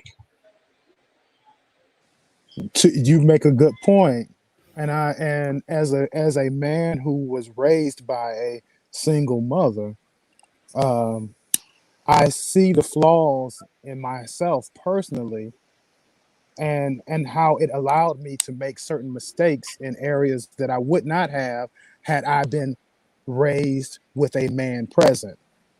And I don't I'm not blaming anyone. This is just my circumstances. And my mother really raised me, treat a woman right, treat her this, do this, that, which was great advice, but it also allowed me to open myself up to hurt in a way that I wouldn't have otherwise because I thought it was going to be reciprocal. I thought that what my mom was saying to me is you treat a woman a certain way, then you won't have to worry. But the reality is, no, I needed to look out for certain shit too. And I needed to be able to say, you know what? That ain't cool with me. And so these are things that I had Did to she only learn. give you the good aspects? Well, no, she wouldn't only give me good aspects, but for if the information coming from my mother, and I'm seeing the hurt that my mother experienced in life, then I'm like, I don't want to be the responsible person in hurting someone else that way. But what I was not doing at the same time was guarding myself to not be taken advantage of and different things like that too. So it was, you definitely need that male figure to be able to school you on some shit. so that you are in order, and you can still hear those things from your mom. But as long as that male figure is setting the stage for you to be in order, the sensitivity that might come from your mother can be a help to you versus a hindrance if that's all you've heard. You know what I'm saying? And so I think that I've experienced a lot of hard knock lessons, you know, in relationships specifically, because I went too far the other way sometimes in trying to please my partner. You know what I mean? And did not really think, okay, hold up. The way to do this is to stand up and be a responsible man and let your gifts, let your talents, let everything else show that your pursuit of those things will be enough to be able to be for the woman. But it's like, no, I'm like, yo, I got it. But at the end of the day, you know, I let that slide. I let this slide. I let that slide because, you know, I want to make sure that I don't make someone hurt the way my mom hurt. You know what I mean? And so the points are well taken. Like there are things that are out of order, but they're out of order from a long time ago, right? Dude, And so you spend years trying to put those things in order. I mean, years back to back putting those things in order, and whereas, you know, there may be an advantage to somebody who has a, like my kids aren't dealing, even though me and their mother aren't together, my kids, I've made sure that they are in order. You know, first things first, this, that, and the other. Nah, don't fall for that banana in the tailpipe. Look, keep it moving. Yada, yada. That person's not the right person for you. Yeah, she's going to hurt for 36, 72 hours. Move the hell on. Like, I'm doing those things now when I really, doing that because I know to do that now. I didn't know to do that when I was young. to a point, the kids also need to see you in action with a woman. They need to see you interact. Need to see you fight. They need to see how you love on her, how you are with her, because they're observing, you know, kind of all the time, even though we forget that they're constantly looking at us. But in not only the advice is seeing it in practice, you know. I like to add something to it, you know, and the thing about men teaching the boys and the women teaching the girls. You know what kind of a perspective that would kind of hit the mark is raising good people and allowing them, raising high character people, and to treat all in a manner in which that you would want to be taught. Now, of course, it changes when you deal with a woman and a man. It changes, but at the core of it, you know, you should treat all at a certain level, in which a way in which you would want to be treated. You know, Golden rule. yeah. So you know, right, the golden rule. So when it comes along with that, if you have, like in our circumstances in our community, you have many of our women, for whatever reasons, raising our young boys, not so much focusing on raising him to be a good man, but raising him to be a good person. And then putting him in positions and in places where he can get the examples and get the realistic examples of the pros and the cons of being like that, and always protecting first. That's called core values. That's just core values. That's what that is. Right. Exactly. No, go on with it. You're right. Go ahead. Yeah, that's just called core values. It's just, hey, listen, I know I don't want to feel this way. I know I don't want to do something like that. I know I don't want to feel that way. So listen, if I don't want to feel that way, I'm not gonna put that on somebody else. That's just core values. That's all that is. Instilling somebody with core values and just good, solid, you know, being a good person. That's simple. That's all that is. Well, Core values. That's all that boils down to. I got a question, Jermaine. So, like, if you have a single woman raising boys, and you said, you know, putting them in situations so that they know the good and the bad, do you think that, like, the Big Brother programs, do you think that those are good programs that women can put their single women can put their boys in you know, as to show a positive male role model. Well, you know what it is that again you could be hit and miss on that, right? It's really Mhm. about doing research and really Mhm. you love your child. You Mhm. want the best for your child. Mhm. So you should go about it, even if you're not used to doing that. You should go about it to try and put that child in the best spot, and then also monitor. Mhm. Like you can put them in the programs. Don't just put them in the program and just say they're going to do the rest. Right, You are that child's ultimate supervisor. right. So you have to monitor. So they go through a week of being in that program. They need to come back and say, "Hey, listen, what did you learn? You understand? Mhm. Give me a few examples. I'm a woman, this and that. How do you treat, go through the whole thing." So it's not like what we do is that it's almost like they talk about the latchkey kids, but we treat the kids latchkey and everything. We say Mm. we drop them off with a babysitter and say, "Hey, here you go," or we drop them off with a cousin and say, "Hey, here you go, take care of them," or whatever. You understand? Or even with the other parent. You understand?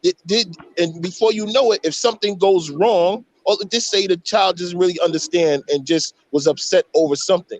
The first thing is what you did to the child and da da da, whatever the case be, without really having a true rapport Understanding. and communicate, because comprehension and communication go together. But it's something that should be going on consistently. We because we were not raised like that. A lot of things we were raised, but there was a lot of things we weren't raised because there was not time. There wasn't an honest put on it. But you have to learn that. You understand? Yeah. Go ahead. My Oh, I thought thing somebody was is talking. to no, or to piggyback on what you were saying. It's just, listen, you do have a lot of that, and I grew up with that. I grew up with a lot of that, and you still see it now, where you get a lot of you got the woman, like I said, playing these dual roles, playing the mother and the father, being the man and the woman in that child's life. And the thing about it is, you don't want to just you don't want to just put a put a you don't want to put a child in just any man's life.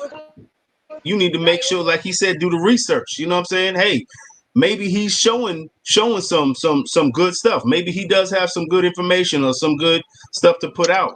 But if it doesn't coincide with how you feel, doesn't coincide with what you teaching, well then you know what I'm saying, you still at an impasse. You know what I'm Mm. saying? Because yeah, he might be teaching something good, but you don't necessarily agree with that. You see what Mm. I'm saying? So you got to do that research, and you got to say, okay, yeah, I'm going to put this man in your life, but what is this They, man about? What does this man think? What are his ideals? So You see what I'm so as saying? And that's that research that you got to do. Tell me about all you. right, You know what I'm saying? Sit down with me. Let me have a conversation with you. I'm not going to just assign you some guy. Got a word for that. That's called the army.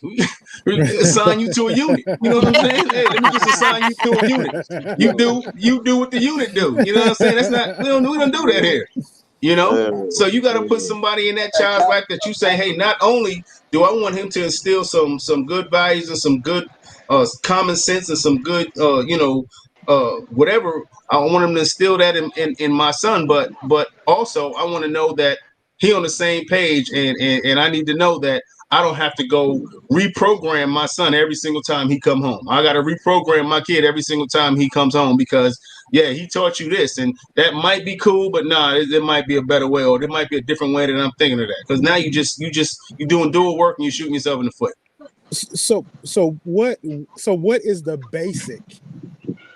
What is the basics of order that you feel like? Yeah, and this is for anybody. What's the basics of order that you would tell your child? These are the this is how you get in order. And then if that's the case, if we have basics, we have these, let's say, 5 principles that we know is fail proof. This is good for every man in every society. And these are the 5 things you need to make sure you do these things. And we're not caring, we don't care about everything else right now. You get these 5 basics and you're in order, right? And you can add all the wonderful things about your life on top of this, but these 5 basics, these 3 basics, this one basic, I don't care what it is. Like what is that? Because I believe that if black men, going back to the original topic, if black men are out of order, then there should be these basics are surrounding all the stuff that we're talking about that we want for ourselves, want for our kids, want for all black men, the guy next door to us, this, that, and the other, all these things. Like, yo, yeah, you know, what are these things? I honestly don't think there's 5. I think there's 2: accountability and responsibility. Well, that's the start. Period. That's the start. But, Period. but Because okay. accountability and responsibility incorporate so much more. If you hold yourself accountable, then you know then you hold yourself accountable. Then you are pretty much starting to set up your left and your right parameters. If you hold yourself responsible, you know, hey, listen, if I do this, I know I hate consequences, but I hate negative consequences because everything you do has consequences. Whether they are positive or negative, all depends on what you do. So if you got the accountability and the responsibility piece solid and locked in tight, you have just set up your foundationary level of order. You see what I'm saying? You just drawing your left and right parameters. You know, hey, I'm only going this far to the right. I'm only going this far to the left before I say, nah, we just can't rock with this. We can't do that. What's up, Les? You put your hand up. Let's go ahead. Well, you muted. I'm having some serious technical duties, and I'm mad because I'm getting text messages.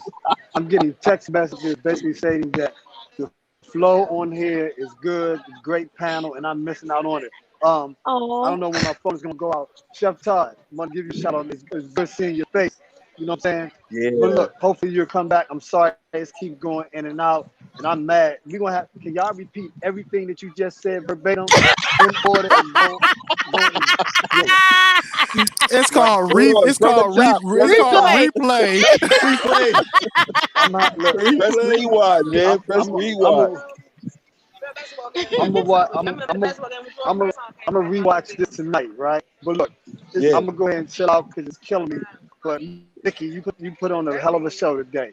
You know what I'm saying? Thank you. You know, I'm getting a bunch of text messages talking about That's this great. shit flowing. So hopefully we can keep this shit up. I gotta go. Yeah. Okay. All right, Les, enjoy. Yeah.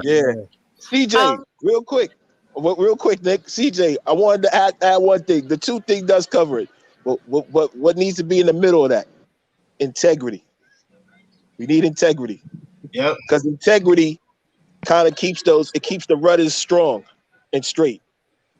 We need that because that's the foundation of which that the left rudder and the right rudder of accountability and responsibility from. Would you say that letting your yes mean yes and your no mean no as part of integrity? You know, say it again. So one of the best lessons I got from a friend years ago, this was when I was very young, a teenager. He said that, listen, regardless of what you do in life, let your yes mean yes and your no mean no. Right? Don't let it be ambiguous. Don't let it be sitting out there where you stand with something. When you say yes, it's yes. And then you can be accountable and responsible around that yes. But if it's no, then you say no and you mean no.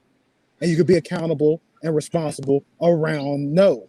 And I think that establishes the integrity you're talking about, right, Jermaine? Like to me, yes means yes and no means no.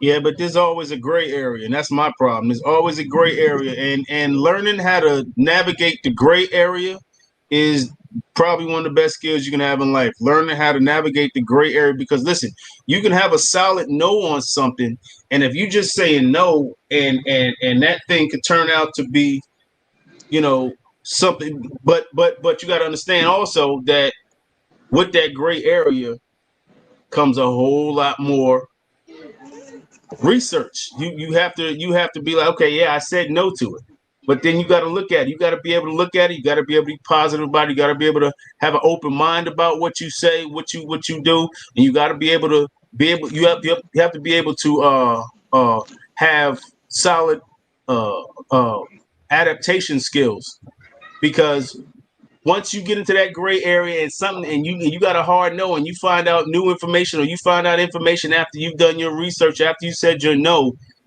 you need to change it. But if you do change it, you got to understand and tell people, listen, this is why I changed it. This is why my no is becoming a yes, or this is why my yes is becoming a no. And then you got to solidly stand on that. So when if you just yes and no, that's just pure black and white. That's a scoop of chocolate, scoop of vanilla. You see what I'm saying? You gotta learn to navigate that gray area. I think you can still be flexible. I think you can get more information and change your mind. I'm not saying you can't change your mind. I think we all agree that changing your mind is the best thing you could do sometimes. Mm-hmm. But until you get that information, you need to be accountable or responsible for something. And you can't be accountable or responsible for gray. You got to be accountable or responsible for yes or no. No matter what it is. Okay, I got you. But hold on. Somebody, hold on a second. Go ahead. Elena, go ahead. No, so I just wanted to add that I think that integrity also speaks to the hidden part of ourselves, like our motivations, our heart. It's the unseen. So it's the yes and no, but things can look the same on the surface and be very different underneath. So I think that place of integrity is where we're honest with ourselves. I could come back and say I was incorrect on that yes. I stand corrected on that no. Right. With further review, the place stands. well then I would say them Eagles fans. and I would say if you're solid and you stand solid on your yes and your no, don't be so quick to give that yes or that no until you say, hey, listen, all right, I got it. Give me a second. You know what I'm saying? Don't work on somebody else's time frame. Hey, give me my 3 feet. Give me a second so I can process this, and I'll give you my solid answer. But when I give my solid answer, that's my solid answer. You see what I'm saying? That's the final answer. So when the lady says, "Hey, are we exclusive?" and you say, You know what? I'm gonna need 3 feet. Like if that lady say, I'm trying to tell you, if that lady asks you, are we exclusive? And you got to go, you give that yes or that no, you're going to set yourself up for failure either way. That's right. You see what I'm saying? You're going to set yourself up for failure either way. So if you ain't ready to say yes, be like, hey, I need to sleep on that. And she got to be able to accept that. That's right. She got to be able to accept that. Right. That's right. The key part. That's the key part. On the flip side of that, if you say yes, she need to be able to accept. I said yes, which means everything that's me is coming to you. She got to be able to accept that too. That's right. So your yes and no has to be at a level of acceptance for your partner. That's just me. How about honesty? How about yes? I didn't think about that. I haven't thought about that. Yeah. Understand? Not even a yes or no. There's the great area. I did not think about that. I didn't think about that. You give me something to think about. So but again, that's gotta be your research. Hey, I gotta sit and think. Listen. And you're not accountable. You're not accountable or responsible to that person in the realm of exclusivity at that point. Then, right. So are you out of pocket if you go on a date with somebody else? No, you're not, because you didn't give a yes or no. Now you can be a person that's with low integrity and just stretch that shit out for a long time. Right. Okay, so hold on. So wait, I got a question now. Hold on. It's 6 years. I'm going to answer the question, Cirillo. Damn. But okay, so listen. She asked the question, and if she's asking that question, obviously you got that couple is doing things that makes her think that you guys are a couple, and she wants to get clarification. So if you decide to go out with somebody else, do you tell her? Are you honest and are you upfront with her? That's because integrity. Right, because my thing is, if she's asking that question, time, energy, and effort has been put into whatever it is that those two have going on. So if you are thinking about it, and then you decide to go out on a date with somebody else, that kind of answers the question in a sense, And doesn't it? she might have been asking because she was ready to go out on a date with somebody else. You It know might, what? Ding, ding, ding, ding, ding, ding, Yeah, ding. yeah. Well, yeah. How about that? I Before, mean, before yeah, I, yeah, she might have been like, yo, yeah. somebody been clocking me hard, so I need to know, are we exclusive or not? If Right, you but like, that I don't know, and then Right. she's like, then well, okay, I'm okay. going out with an old And then boy. then the that's understanding that integrity part on and her and part. and then the understanding falls on you. You see her out Yeah, with another dude, you like, yeah. whoa, whoa, huh? You Whoa, see I what I'm don't like saying? So then the understanding part, the level of understanding falls on you. Now you gonna start asking them questions. Hey, that. are we Where y'all exclusive or go? what? Right? Yeah, you see what I'm saying? So that's a two-way street. Yeah. But people don't understand that. That's a two-way street. You know what? Listen, you're gonna get them people that love to just be like, yo, yeah, this is my main, but I'm still coasting down the highway. And then you gonna get them people that's like, nope, that's my main, that's where I'm at, that's where it is. But the thing about it is, if that's your main and that's what it is, she shouldn't even have to ask that question in the first place. Simple. She shouldn't even have to ask that question. And vice versa. If this man is your number one, then that's your number one. But if there's no, like I said, I'm only responsible for what I say, not what you understand. So if I didn't say it, you know what I'm saying? And you come asking these questions, that's because you trying to strengthen your understanding. Cool. Let's strengthen your understanding and be prepared to have that conversation. If you're not prepared to have that conversation, Don't then ask the question. don't ask the question. If you're not prepared, no, it's not even if you're not prepared to have that conversation. If you're not prepared for the answer, don't Mm. ask that question. If you're not prepared to put more order into your Yeah, relationship, right, if you're not right. prepared to put more order into your relationship, then don't ask questions that bring more order to the relationship, because I'm depending on you to tell me the truth too. I mean, not the truth in that you're lying to me, but more so, what are your expectations here? Yep. What do you see things progressing to? What are you looking for out of life moving forward? Are we on the same fucking page? If we're not Yeah. on the same page, then we just kind of hanging out until something better comes along. But I think guys are afraid to answer that question, because by answering that question, you don't know if there's going to be a shift in your woman, because what you're doing is giving her power. You're giving her power Yep. And over everybody likes you. Just power. like if you run a ring to her, you're giving her more power. If you impregnate her, even more power. So men don't like relinquishing that power, because we're always unsure what people are going to do with the power. Like we say, we meet a representative, and you might meet a representative up until the time you say I do. Then you get married and you're like, who's this? But that comes, like G was saying earlier, that comes with communication and really having those hard talks, asking those hard questions. And I think a lot of times in relationships, people don't do that. They don't have those hard talks and have those Nope. hard conversations, because everything is it's everything is easy and it feels good. Well, life ain't easy and feeling good. So you It's always an assumption. No, you right. It's always based on assumption. It's usually based on assumption. Well, we did this, and this, so I just figured. You see what I'm and saying? see, Well, you just I would figured. say, as a woman, I have gotten caught up with that. And if the one thing that I learned is, if the man hasn't said it, I can't assume it. I'm thinking that, we on page 7 and this Bama on page 1, and so that came from me thinking. I think a lot of times women, we have this fantasy going on in our head of what the relationship, is supposed to be like, and this, that, and the other. And then when it doesn't happen, then we get an attitude.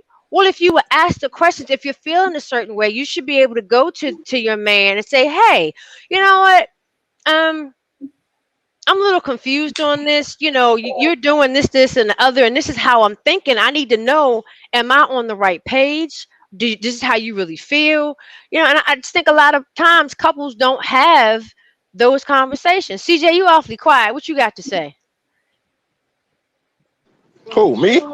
Yes, you. No, somebody's singing. I didn't want to. Oh I no, had it I on said mute. I said CJ. CJ. I said you Oh awfully yeah. quiet. You got anything to add? Can't hear you. Man, CJ been talking the whole time and we didn't know it. I don't think he heard you. I don't think he heard you. I don't think he heard you. Wow. But Yeah. you know what else? You know what else to that? You know what's funny, and we're not mindful of it a lot of times, is that that's not surprising for a woman to think like that because your minds is usually is subjective, while men are objective. So though y'all might focus on what page y'all are on, men are just saying, everything is going all right. There's no chaos going on. Yeah. We Nothing just that I on a cannot manage. page. We We're want happy to peace. be there. We're We happy to ain't, be we there. ain't worried about what page we on. We just on a page. That's just Right. simple. But I think all relationships, whether they be business relationships or intimate relationships and whatever, it's a series of questions and answers. If you want to progress, Mhm. it's always the conversation is a series of hard questions and solid answers. I mean, you have to do that because if you don't, then you're just treading water. You're treading water, and now you can ask a person a question and say, "Hey, listen, are we exclusive?" And they say yes, and they could have a Luciferian.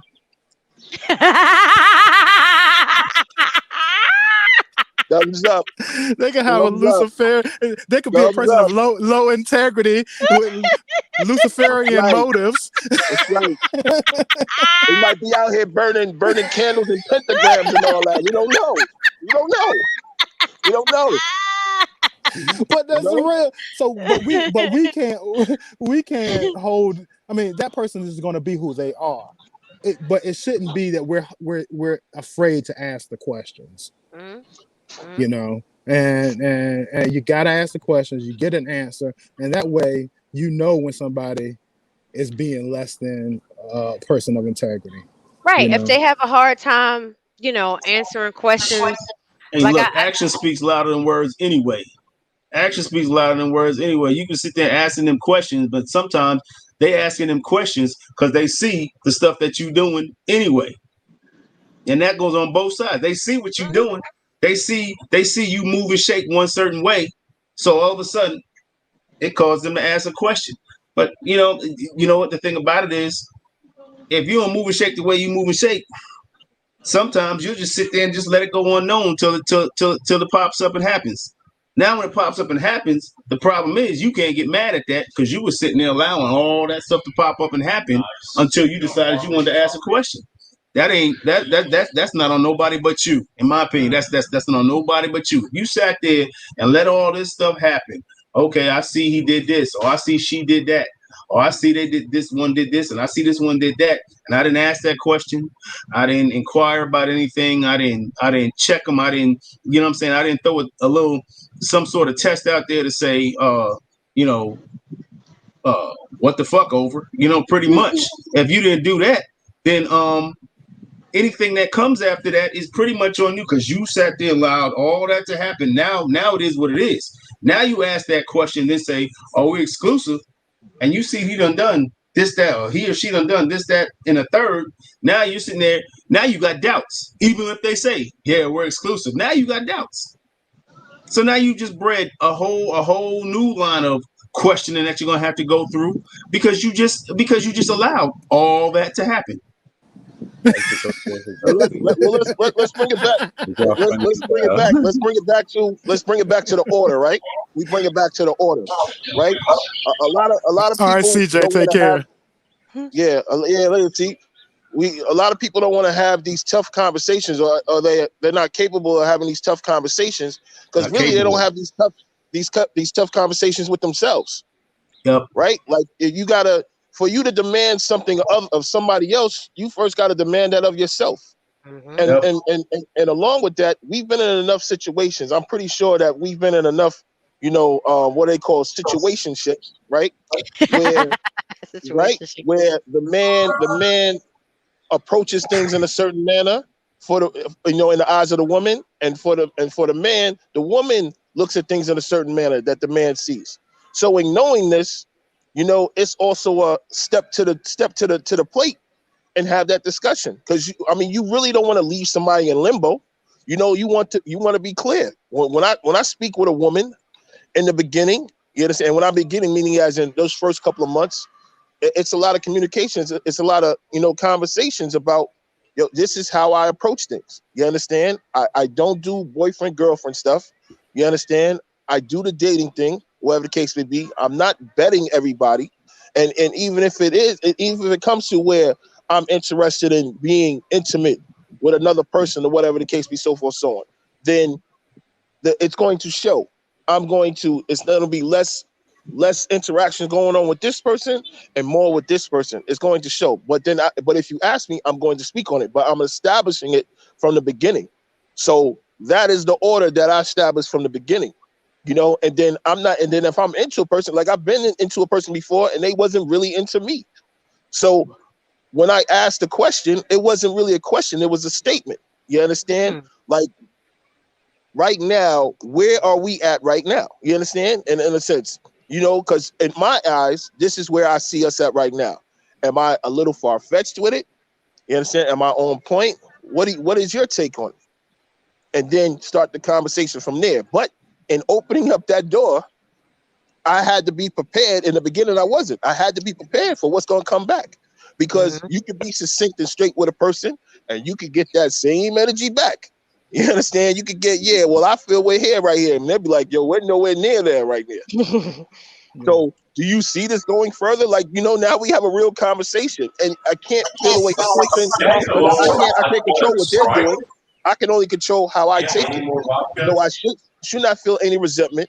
I should not feel any way that the person told me the honest and the truth about it, and move on from it. So there still has to be, and everything that we're talking about, it still has to be some sort of order established, and it has to be established for yourself, because you're not accountable for the other person. I have a question. Are black men afraid to be vulnerable in relationships? Hell yeah. Why? Absolutely. Because we Why? got shit that we got sitting on the side. We got shit in us that, you understand, we got a closet full of shit, of traumas and experiences and things that we've been through that we would love to unpack. We need some help unpacking that. You understand? And putting it out there to be a better person. So And what if if you don't- what if you found the woman that is willing to help you unpack that? Would you How do you be know that? trusting? Yeah. How do I you How do you think know? know? I think that everybody knows. And the reason I No. say that is because, well, I can only speak for me. I'm not a man. Um, there was a lot of stuff in my past that, I've shared on here that I didn't, it was certain behaviors that my mates before, I knew that sharing that wasn't the right move. But when I met G, it was different. Like I felt safe enough to be vulnerable and to open up. And when I say that you'll know, I think everybody on here knows when they meet that one, like Todd, when you met your wife, I'm pretty sure at some point, Kyle, when you met your wife, I'm pretty sure at some point you realize this is the one. I can be vulnerable with her. I can open up to her and she won't look at me differently. She won't treat me differently. So that's what I mean by when I say that you'll know. It's actually not true to I, a point. Like, for example, boy, I had issues, real issues. Like, I didn't even tell my wife I had deployed to Iraq twice to my third deployment, right? I mean, that's how kind of issues that I had. You know what I'm saying? It was solid. I mean, it was like, I had these trust issues. I had been in a previous marriage. It was terrible. And so when me and her got together, whole different story. I mean, we can do a whole daggone thing on that Showing alone. So, but it's just that, sometimes there's certain points that okay, yeah, listen, okay, I can download all the stuff. Like that time where when I was sitting in the middle of Iraq and I told her, hey, listen, yeah, I've been here twice before. She got pissed off and hung up the Skype message on me. And when she came back, you know, she was like, don't ever hold nothing else from me again. Right? I was like, okay, cool. And then I knew, all right, yeah, this is my road dog. She ain't with me for long haul, you know? So now I download all kind of stuff and she be like, dude, we don't get down like that. And I'm like, nah, you want to know everything now. You know everything. You see what I'm saying? And so, but that's where it's at. You do to a point. That's true. But sometimes it's just that I think that's a personal thing based on the two individuals. Sometimes somebody is ready to open up a whole lot sooner or a whole lot later than the other person. And the thing about it is, if you got that connection and you do have that solid level of communication, whenever that time comes, all right, fine, let it come out. You see what I'm saying? But it's just a point of you got to have that level of communication, and you got to have that level of trust as well, so that everybody knows that, you know, this is all right, this is him or this is her, and I see that, and I get the little bits and pieces here and there, and now she's in a comfort zone or he's in a comfort zone to where they trust me beyond, you know, beyond whatever, and anything that they got on their chest or on their mind don't come right on out. You see what I'm saying? So I think that's two levels of people, and you just have to be, again, you got to be accepting of that. You got to be accepting of the fact that, okay, just because I'm opening up and letting all this stuff out, and I'm an open book, doesn't necessarily mean that, you know, my significant other is an open book as well. There might be some stuff that she holding on to or he holding on to, and when it comes out, let me just be ready for it to come out. You know what I mean? No matter how insignificant or significant it is. So, you know, that's an individual thing, but that's all again based on the level of communication in a relationship and the level of trust that you got with that other individual. Well, vulnerability is about whether or not you feel like you can share with somebody without them weaponizing it later. Right. Mm-hmm. Right. Yeah. You don't want to put yourself in a position, most people don't, where something that they shared that was very close to their heart is later used as a weapon against them. Mm-hmm. And I think more than anything, that is the number one thing that the thought of that or the fear of that will cause me to not share certain things and be as vulnerable in circumstances. I'm not a man, but I think vulnerability is a gift.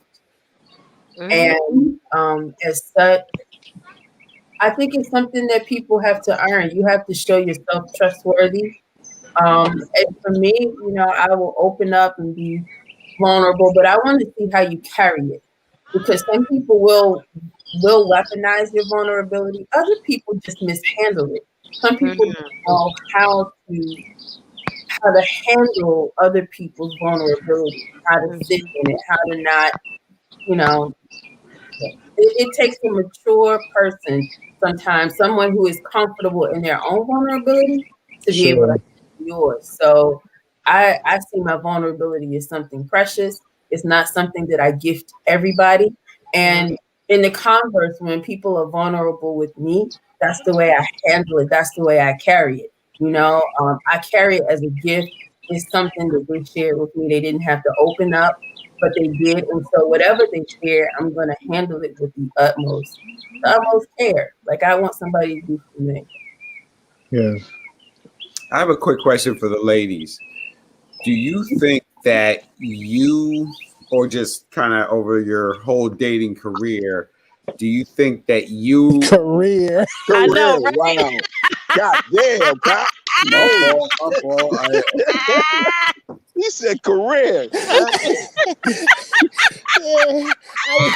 was at that spot. You're gonna have to go to the judges on that one. I was at that spot for like 3 years, and I had to move on. I had to move up. Like the promotions was horizontal. It was no. That's right. Them 80s though, I had a mean run. Them 80s, I had a mean run, baby. Right? And a couple jobs. All right. Do you think that women receive the same information that's given to them? So can you say the same thing a woman will say to a man? Do you think women can receive it the same way? Because I don't feel that they can. I feel that they address men differently than they want to be addressed at times. Do you feel the same way? Say it again. Do you feel that women so let's say you want to I'm trying to come up with a discussion that's not not necessarily adversarial, but okay, so like this, let's say Say this. how you feel it. No, I'm just trying to give you a good example. So women will say, oh, you never buy me flowers, right? And knowing I don't want no flowers, but you ain't never bought me, you don't come home with an Eagles hat for me. You know what I mean? I feel that women can ask for things in a way that they don't want it asked for them in that same way. I don't think that you can reciprocate what they asked of you the same way they ask it of you. But that sounds like a woman who's not. It sounds like a gold digger, to be honest with you. Yeah, that's no, what I but it's not even about that. It's more about being able to receive the information the same way you give it. Oh, So okay. not necessarily about getting a gift or not. It's more about receiving the information. Now they know when they say it as a woman, they come from a certain place. But if you say it at a point, sometimes they're unsure about the place where it's coming from. So I've noticed, like, it seems like it is in some regards, you have to handle women or say things differently to them, because like they can dish it but can't take it. To a degree, they don't want it back the same way they give it.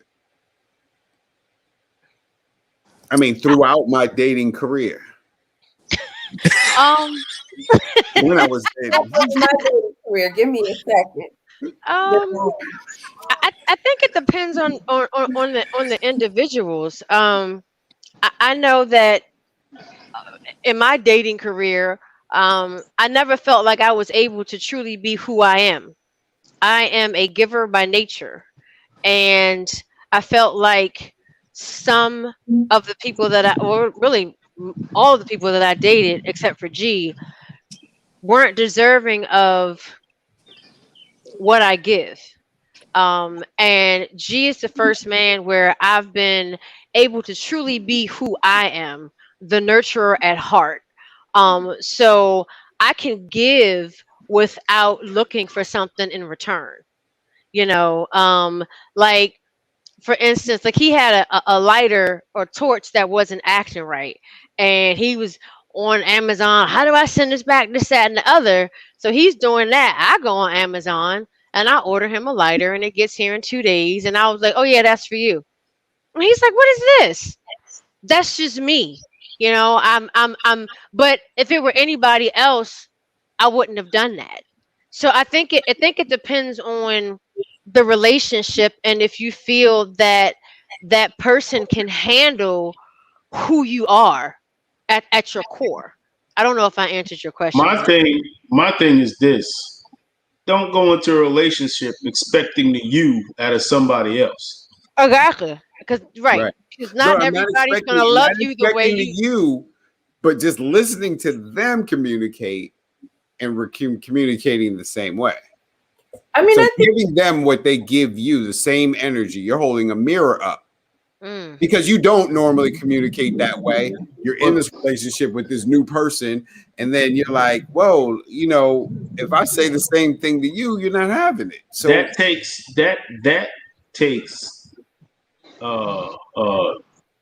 tons of time and tons of communication. You got to understand that you dealing with somebody that's not she ain't a robot, or he ain't a robot. They're not a robot. They're not a drone. They're not somebody that you, hey, I'm gonna go to this computer. I'm gonna type this program in. They're gonna act exactly just like that program I just put in them. You see what I'm saying? That's a level of communication. That's a level of time to where they feel you out, you feel them out. Hey, I know if she says, "Oh man, some flowers could really go in here." Oh, you know what? Let me come home tomorrow with a bouquet of roses. You see what I'm saying? You see what I'm saying? Why? That's her saying, "Hey, I want some flowers." You know what I'm saying? But you didn't know that in the beginning, because in the beginning I'd be like, "We don't need no flowers. I hate flowers in here." You see what I'm saying? You just like, oh, you just made a statement. You know what I'm saying? I don't need no flowers. What for? What? You know what I'm saying? However, you get that time, you get that communication. Now you're like, oh, okay, she needs some plants in here. She needs some sort of vegetative life in here. Okay, fine, let me go get some. And then bam, you get some, and now she's happy. And then what she does is she reciprocates it some way, shape, or form that you like or that you want. You see what I'm saying? But that was her asking, babe, can you get me some flowers? Now, me being an asshole that I am, why didn't you just say you wanted some flowers? You see what I'm saying? She would say. That's just me. You know what I'm saying? Why didn't you just say you wanted? Why didn't you say you just wanted some flowers? But it's just that's a time and communication level thing to where you say this is how I see that's how she asked for something, or that's how he asked for something, and bam, when it comes there, all of a sudden you see the reciprocation as well, because you know that was their way of communicating to you, hey, this is what I want. But you know good and well that a kiss ain't as good when you got to ask for it. Elena, that's true too. That's true too. It's something about the person you being close enough to you to know what you're asking, what you want, what you need, right? What you need, right? Without you having to ask for it. Like if I got to say, give me a hug every time I get a hug, that's a problem. But again, that don't come over. That's something that don't just happen overnight. You know what I'm saying? That don't happen overnight. That's something that you got to communicate. You got to say, hey, you know what? You got to tell somebody, you know what? I'm an affectionate person. I'm a physical person. You know what I'm saying? Which means, hey, if you walk past me, hey, brush my how about arm. you give me a kiss? You know, how about you tap me on? How about you give me a hug? Let me know that you still got a pulse or something. You know what I mean? But that's all a level of communication and understanding the person that you're with. Yeah. Finding out their language. Right. That's the thing. Finding out their language. What are you gonna say, Elena? So I was going to say the difficulty, Kyle, with the scenario that you set up is the way that the communication went, right? So she says she needs something, and you're like, well, I need this. And I just find in communication, that's never helpful. Like, never gonna work. Yeah. If she communicates something to you, I think when people communicate needs, it's a vulnerable space. So the thing to do is to accept it. But if you feel like there are things that are lacking, I think that's something that needs to be communicated as well, but not necessarily in return. Like, well, you ain't getting this because I'm not getting this. Like, I think that the scenario that you set up. Hold on, you said you're not getting this because I'm not getting this. Like, women don't do that? No. Well, I miss what your point. I'm just talking about the scenario that you set up. I don't think that type of communication is healthy for you to use your needs as a weapon when I voice mine. Now, if you've had that need all along, you could have said something. But, I think it's the dynamic of when someone is sharing, being vulnerable enough to share something that they need or they feel is lacking for the other person to say, well, you don't do this for me. And it's like, but it's not necessarily in a may be valid. That may not be the moment to communicate it or the spirit and integrity in which to communicate it. Yeah, not in a tit for tat type of way, but if someone brings up, it might have sounded that way, but more so, that this is the mindset of the person you're with, and you're like, man, I got this football game. I wish I had me a new hat. So same regard, that's her flower talk. You know what I mean? And it feels like you're saying that it feels like you're saying that women want to be vulnerable with their man, but they don't necessarily appreciate a man being vulnerable with them. You want a hat, Kyle? You want an Eagles hat? No, That no, was no. I'm good. I'm messing with you. I'm messing with you, Yeah, cuz. no, I'm- Hey, That's what we folks, gonna do from now on. I gotta Maybe. run. This has been great. I Oh, appreciate Real All low, right. everybody's thanks discussion. for being on, But Cirillo. yeah, I hope to see real you all low. soon. Take care. All right, All right, bro. Yeah. Nah, I got it now. We're gonna start doing baseball signs. When you want to kiss, you go. Right? Yeah, we're gonna start. And I'll kiss you. We'll do it like that. We'll make it right. Kyle, maybe she Nope. like, I don't like the damn Eagles anyway. That's probably why you ain't getting no hat. Yo. Hey, hold on. So she certainly wouldn't be living up in the house then. Eagle We Land. need some order. Oh, we We need some order. We need to be clear. But you know what? You know what? One of my That's one of my Luciferian. Some women don't get it. I give you that, Kyle. Some women don't know how to receive vulnerability. So I can own that on behalf of some of the women out there. But I guess the weird thing is that they use it. If you use it, you seem like you would receive it the same way you use it. That's the only no, thing. I guess the part that's because some women are about self. It's about them and their needs. So they're not really caring. Say some people, because men right? do the same thing. It's the truth. Okay. That's true. Yeah. Well, some people Yep. it's about them and their needs, and you have to fill me up. And I don't really care how you get filled up, as long as you do for me. And like Elena said, that's not healthy in any relationship, platonic or otherwise. So it's like, I've always said with relationships, I look at it like a bank account. You can't constantly take withdrawals and expect the account to grow. You have to have deposits as well. So, because if you keep withdrawing, you eventually going to get a negative balance. So you have to have deposits in order for the account to stay in balance and for the account to grow. We need some policies for that account too. Meaning, as in, we need to establish something on the clarity and the communication. I got a question for everybody. Do people take the time to establish a level of truthfulness and honesty? Like, do you set out to do that? Like, I do that. I look to set a level of truthfulness and don't because and this is going back to having some order and doing that, because when you don't, you leave room for expectations to take and run rampant throughout the relationships, because now you're just going based off of how I expect things to be and how I want things to be without being clear on how they see things. So in a relationship, the main thing, I think in a relationship, the main thing is reciprocation. Reciprocation, okay? So, but that reciprocation comes after the level of communication is established, the level of knowledge of each other is established. That way you know that there's going to be a level of reciprocation. Hey, I know that he's not going to do this or she's not going to do this unless I say it. Or I know that he or she is going to do this without me even asking. You know what I'm saying? But the thing about that, you don't know that until you have that level of communication. You have that level of knowledge of each other. That stuff doesn't come in just like, boom, okay, hey, we date. A lot of people just base that on the fact that, hey, you know what? Hey, we just had sex, which means, hey, everything else should just fall into place. That's a big problem too. Everybody just, hey, we boning, so I should get what I want. No, it don't mean that. It don't mean that. Okay, I got what all that means is, hey, I got what the hell I wanted. You know what I'm saying? I got the hell I wanted. That goes both ways too. Hey, I got what the hell I wanted. You know what I'm saying? And at the end of the day, you still don't have that level of communication. All you guys know is when y'all get together, y'all have great sex. That's it. And I think that's where it starts and stops, and that's terrible.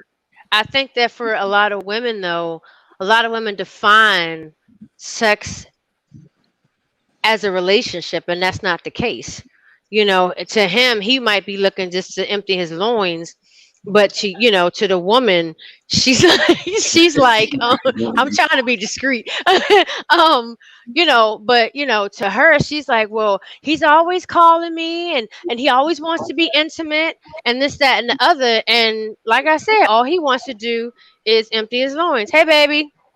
Hey, But I think to Jermaine's question about honesty, and setting the order up front, there would be less cheating if people were just honest. If you would Hmm. just honestly say, I'm not the monogamous type. I'm not looking for monogamy. There are plenty of women out here who are okay with that. Same thing. Hmm. Yep. Fine, Yep. Hmm. right? Hmm. Um, Yep. Mm-hmm. Instead of hoodwinking a woman who expects monogamy to stay in a Hmm. relationship with you under false pretenses. Just be honest and find a chick who's okay with it, and then you'll have more peace in your life. Like that honesty up front and being open could really cure a lot of issues in relationships. But I think we fear that almost more than anything else. It's easier Cheating. for us to, tell people our deepest, darkest secrets and our fetishes rather than to really establish real clear guidelines around our expectations in relationships. I think But that's a. bringing it back to order. That's people need to understand that the foundationary level of order is communication. There's no order without communication. You got 6 people and only one person knows the task. Well, you got 5 people running around doing whatever the hell because they don't know what the hell the task is. But you got one person walking a straight line. Everybody else is going zigzag. You see what I'm saying? So if we bringing it back to order rises and falls on communication. But Simple. yeah, but wait, but hold on a sec. No, you right on that. But first, you got to have order within yourself. You have to be clear on what it is that you have for yourself, and then not to personalize it. Whereas in you imposing your will on that person like it has to be like that, because we all have our separate standards. Right. When we have expectations, we're taking our standard and imposing it on the other person. Hmm. Right. That's not fair. Right. No. That's not fair. Right. Right. Right. Even if you Right. have clarity about that, that's just not fair. You Right. should respect their standards as they should respect yours. Now, coming back to now, where do we meet at? What is the line in which that we meet at where we make this thing work? And going back to your reciprocation, right? Reciprocation. Some people ain't built for it. Some people have Hmm. been through so much pain and they have not gone into the process of healing, right? Because Mhm. because their stuff is out of order on their side. That reciprocation to them is a task, and and, Hmm. and for some people it's painful because Mm. they feel that if I reciprocate, and you blow things out of proportion. Sometimes you make it bigger than what it is. So it's Hmm. like you do something for somebody, and then they don't do it in return. You make it like the sky is falling Hmm. because of So things that have happened in the past, because you're not in the healing process, which is important in the order now, because now we talk about the individual. It's Hmm. important in the order and you establishing order for yourself that you heal, because if not, you're bringing that disorder and dysfunction into a relationship with somebody, And which goes honestly, back that to person shouldn't even be in a relationship. But you can't tell that person that. I yeah, agree with you wholeheartedly. That person should not be in a relationship. And that goes back to what I always say about unpacking your bag, you know? yeah, But so a lot of people don't, they can't handle that, like you were saying earlier. So I totally agree with that. so the thing about it is order is multi-tiered. There's levels. There's levels to it's that. true. To have Very order. true. Oh, You can't just have order. Order doesn't just establish itself. Order takes integrity. Order takes communication. Order takes accountability. Order takes responsibility. Order takes uh, knowledge of yourself and the people that you're dealing with. So Mhm. order is multi-tiered, and if one of them things are out of step, then your order is going to be is going to slowly diffuse. It's going to slowly shoot itself to hell. It's not. You're not going to have order. You're going to have chaos. So order is a ton of different tiers that you got to bring together and work in unison and try as hard to work in unison because it's not always going to work in unison. At some point in time, there's going to be a falter in something. There's going to be a falter in the communication somewhere. Somebody's going to not understand something, or somebody's going to not say something that should have been said, or not understand something that you meant to put out. There's no integrity. Somebody's going to say, oh, yeah, well, this is what it was, and that really wasn't what it was. You know what I'm saying? Someone's not going to take accountability for something. Someone's not going to be responsible for their part in whatever this chaos or whatever else is going on. This order is multi-tiered. So there's a whole lot of stuff that comes into play when it comes to talking about order. So to say somebody is out of order, you got to understand that person, and you got to understand what that person thinks order is. You got to understand what that person expects. You see what I'm saying? And the thing about it, you take that expectation level out and just set one standard. If you have a standard and say these are the standards, well, then the thing about that is, hey, listen, you can't just have one person setting the standard when there's two people in a relationship. You know what I'm saying? So the standards have to be agreed on too. So there's tiers on top of tiers, and there's levels on top of levels of what order and what structure has to be involved for you to have supreme order. So so for the fellas, do you think that fidelity is a myth with the black man? Today's black man. No, fidelity is not a myth. No. It's not a myth. It's an endangered species, but it's not a myth. Let's call it a myth. It's not a myth, but it's an endangered species. And I say it's an endangered species because the reason it's an endangered species is not all on the woman and it's not all on the man. It's an endangered species because people don't take the time to filter through the tiers that I was just talking about to keep that order in place. So it's an endangered species because everybody wants the easy street. Everybody wants the easy go at it. Everybody wants the fast food way at it. I want this right now. Everybody wants that. You see what I'm saying? Mm-hmm. And so, yeah, because of that, order is an endangered species. It's not a myth, though, because there is people out there who work at that. And anything worth having, that's the old cliche. Anybody who anything that's worth having is worth working for. You know what I'm saying? Mm-hmm. And you get too many people that's going to take that easy wrong instead of that hard right.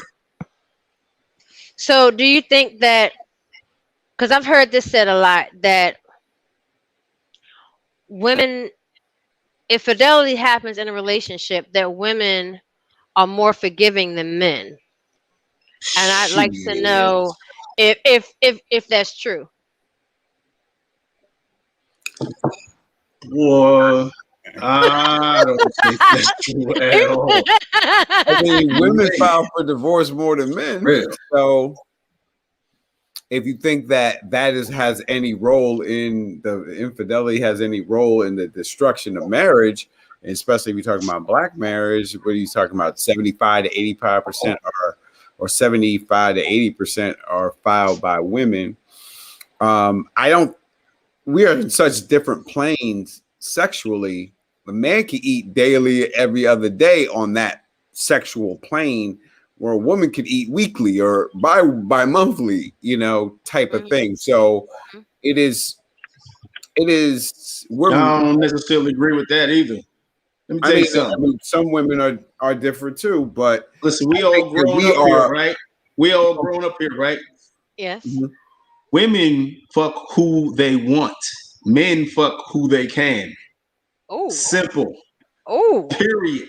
Oh. Gotta go. Period. Okay. Gotta go. Period. Right. All right, so you got some women. If a woman want to walk up to you and give you some, you got two options. Okay, or nah, I'm good. Those are the only two options. Okay? Men, hey, listen. We don't got that choice. Because if she ain't giving it to you, you have just committed a crime. You really understand that, right? So women do who they want, men do who they can. And that's just 100% real. You agree with that, babe? For self-preservation, I plead the fifth. Come on, babe. Answer. Come on. This is pre-Nikki. Yeah, this is before me, babe. Do you agree? Agree with what my man just said? Yes, Yeah. I agree. Okay. So the ladies have something to say. So Toriessa says, why is the woman filing? And Miss Brown I said lies. And then she says, we got to eat just as much, Kyle.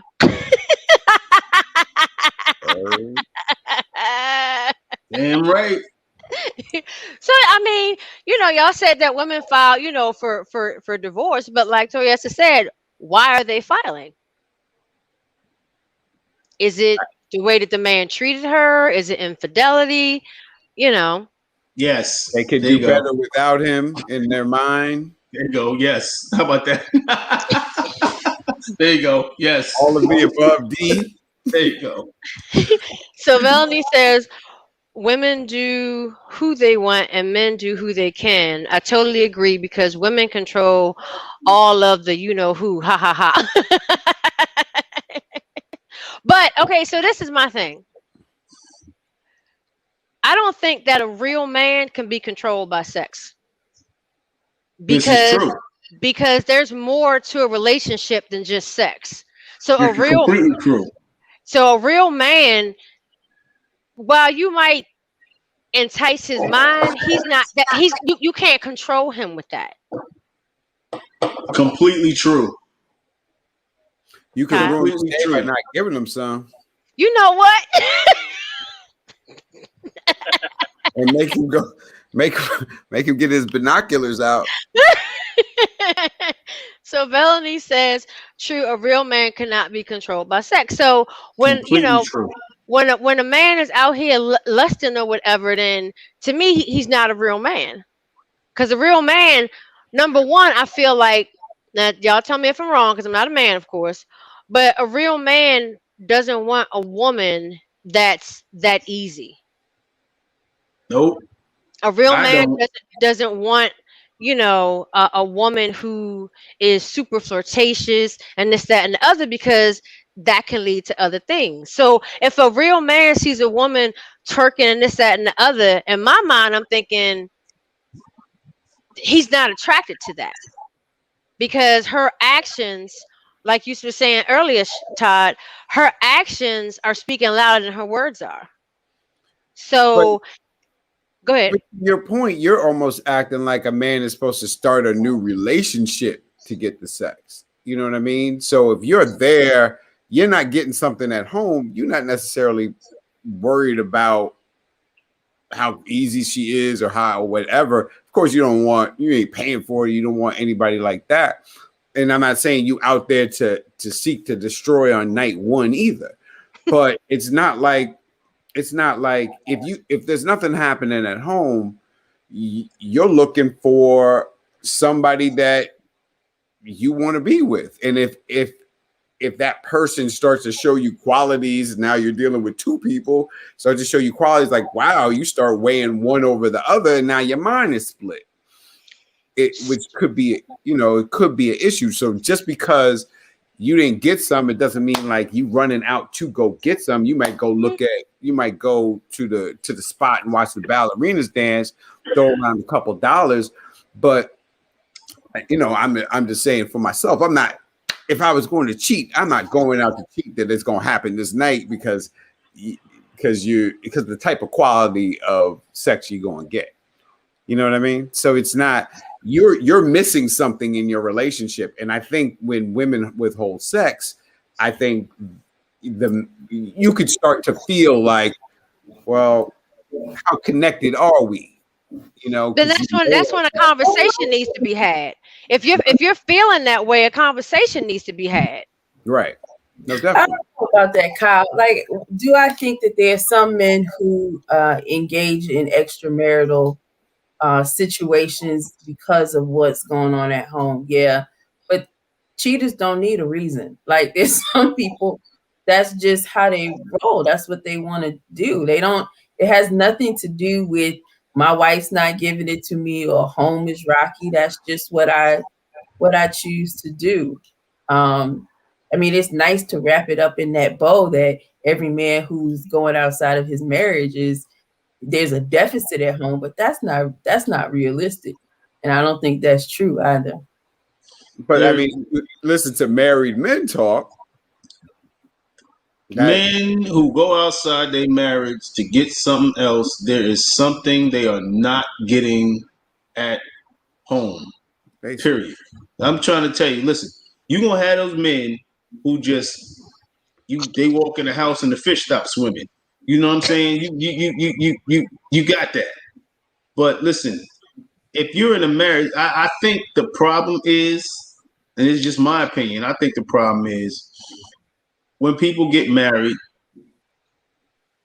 they expect it's an expectation thing. It's an expectation thing. I expect, listen, I got one avenue of approach when it comes to say, listen, we got 5 basic human needs, and one of them is reproduction. You know how you reproduce, right?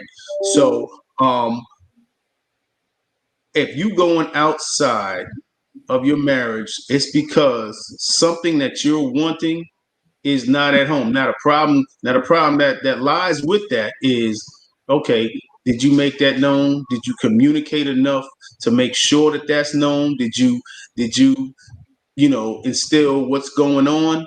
So that she's aware, or does your wife know that you just so virile that you need it when you need it, whatever the case may be? Are you making that known? Are you communicating on a level enough? Or are you communicating on a high enough level with your spouse that she knows this is the thing that he needs? Or does he sit there and feel like, you know what, I'm giving you everything you need and I'm just not getting what I want, I gotta go find it someplace else?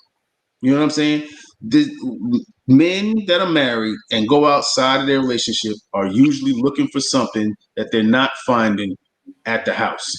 Can we add also they're not finding in themselves? Because I will not accept that. Well, that too, and you don't even have to be married. You don't even have to be married to say I haven't found that in myself. If you're not finding that in yourself, and then you got married, that means you weren't totally complete and ready to just settle down and be monogamous and be committed to one person. And you should have got all that out your system before you said I do. You really should have. There's no other way around that. You should have got all that out your system.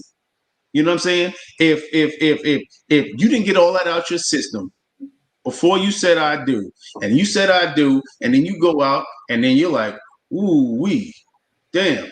And then all of a sudden now you wake up the next morning, I don't know what happened. She slipped and I fell. And now it's all jacked up. You see what I'm saying? My whole thing, you know what I'm saying? You know, it's just I tell my wife this all the time, like, babe, there's not one day that I don't see some woman walk past me that I wouldn't mind taking a peek under the skirt. But when I realize what the hell I got sitting at the house, I'm not giving that up because they don't even hold a candle up to the lighthouse that you are. You see what I'm saying? And that's me. But that's not everybody. You see what I'm saying? But the thing about it is, I already know. Listen, I did my whole playing around and jumping from woman to woman and having 2 and 3 and having a chick on the side and this, that, and the third. I did all that. And I got it out my system. And that's why sometimes I call it's a phase. It's a childish phase that guys go through. Hey, you know what? Some of these guys just don't get out of that childish phase and get out of that phase of, I got to have every woman. Well, listen, my woman knows what I want, when I need it, how I need it, what I want. And we talking about sex and everything else. She knows what I want, how I want it, when I need it, and everything else. And she falls completely in line with it. And she is the anti-submissive. You see what I'm saying? But she is right there and on point with everything else. And I don't have no problem with that. So when I sit there and you like, damn, you see that girl in the sundress? And that's all I'm going to do. Window shop. Why? Because I ain't going in and buying a damn thing. It's just not happening. It's just not happening. The only problem is, I don't know, maybe I'm cut from a different cloth, or maybe I'm just of that small nucleus or whatever the case may be. I don't know what you call it, but you just got to understand that before you say I do, make sure all that shit is out your system. That goes for And women too. and that right, it goes both ways. Make sure that shit is out your system. And the thing about it is, if a woman's going out and doing that shit and she's married, hey, listen, same thing. Well, you know what? Yeah, I want this. Yeah, he buys me this and he buys me that. But all I really need for him to come hug me. All I need him to do is come sit down and chill with me. Watch this stupid movie on the Oxygen channel. I don't care what it is. You see what I'm saying? But if you ain't doing something and she go find that someplace else, that's what that is. You married and you going to find it someplace else. It's because you ain't found it at the house. You ain't found it in the relationship that you in. I think it's more. I think it's more within than with the partner too. I think it's an equal balance, because if you're honest with yourself, then you can admit certain things. Yep. And you should be able to go and talk to your partner, man or woman, and be like, listen, this is how I'm feeling. And I'm not saying this conversation is going to be easy by any means, but it's a conversation that needs to be had. And I would rather you break up with me than to cheat on me.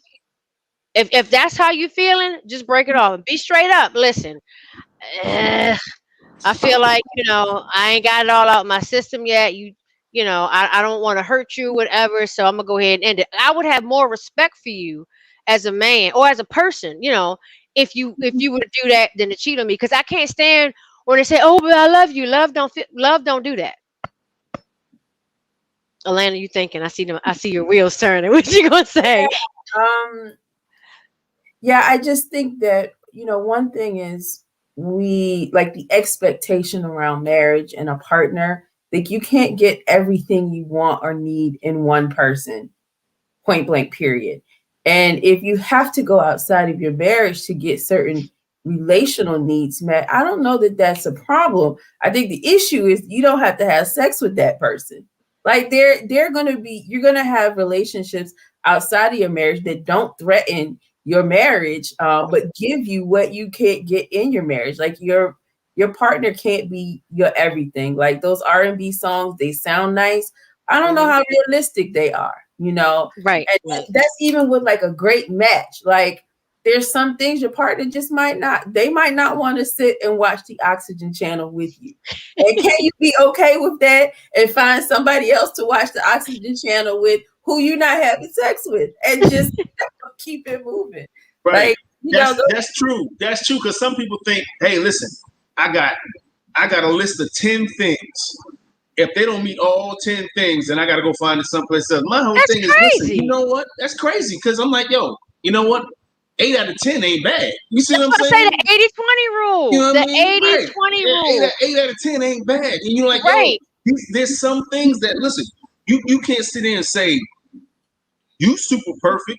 You can't sit there and say every single thing you do is making her jump for joy and fireworks are jumping off. Nope, it ain't happening.